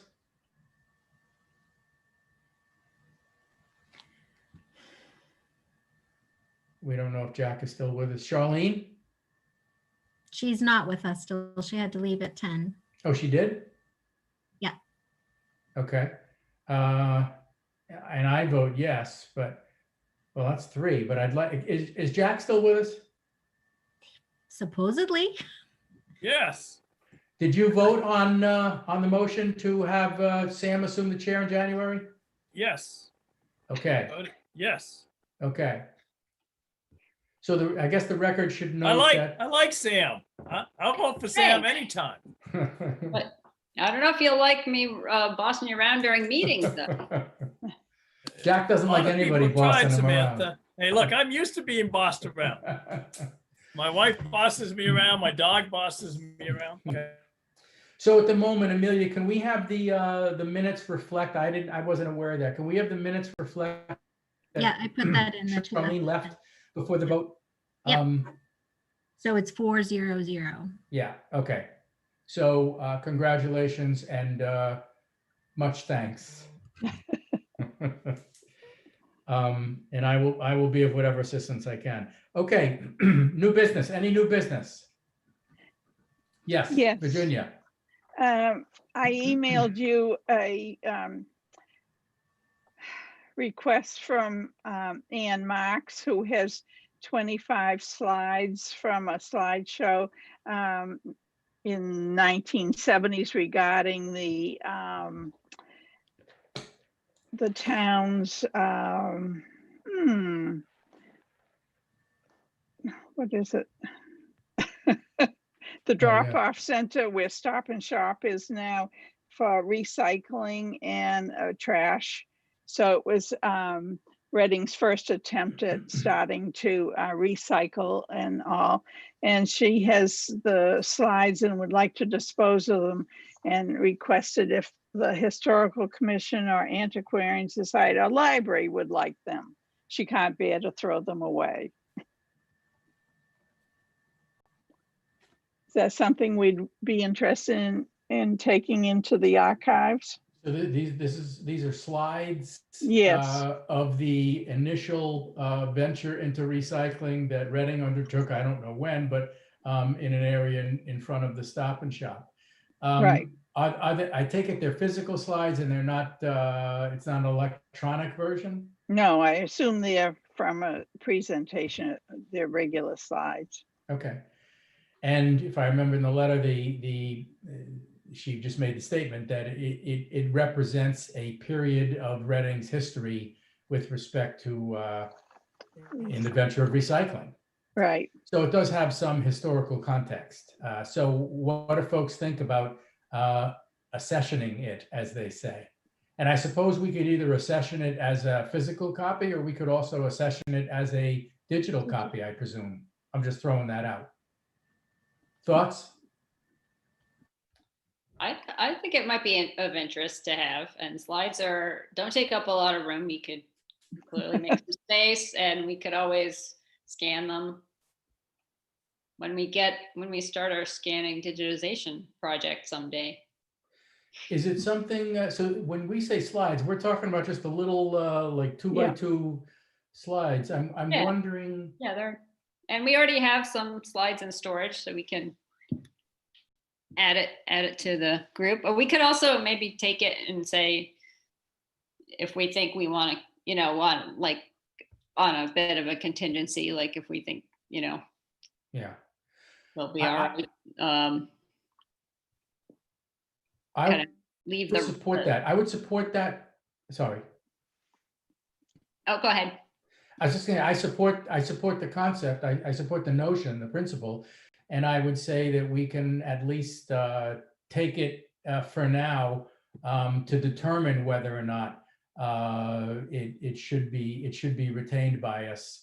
And I think that before we make that decision, so yes, we should look at it, but I think the group of us ought to look at these slides. There ought to be some way that we look at them to determine whether we think they're worth it. Is there a way in which can somebody, even if it's the town, scan them, Amanda scan them so that we can see? I guess you can't because they need to be projected larger. But we ought to see them before we determine whether we're going to keep them. And I don't know how to do that. Yeah. Flatbed scanners usually have an adapter to scan them, but that's kind of time consuming. I'm not sure if we want to do that. Maybe just Okay. a couple of us could pass them around. We could each grab the set for a day or two to look at them at home and then kind of decide amongst ourselves. So yes, Virginia. The only issue I'm thinking of now is that I'm not sure there's any text with them. So they're just going to be a series of photographs. I think we could offer to accept them. And if they don't fit within, after viewing them, if they don't fit within our standards, we could again offer them to the other entities. And if no one wants them, I think they could be disposed of. But unless they tell a story that someone can relate to, how valuable are they? That's why we need to see them. I agree. And you're right that absent some notation of what they represent, they may not. So I think that could be maybe in the form of a motion that we take them for inspection to determine whether or not they are appropriate for ascension to our archives. And if not, we'll return them or otherwise dispose them, offer them up or dispose them. So I would be happy to make that motion, but I don't want to. Anybody else want to make a comment before we do that? So let's do that as a motion. Is that okay, Amelia? I'll second it. I think she's busy writing.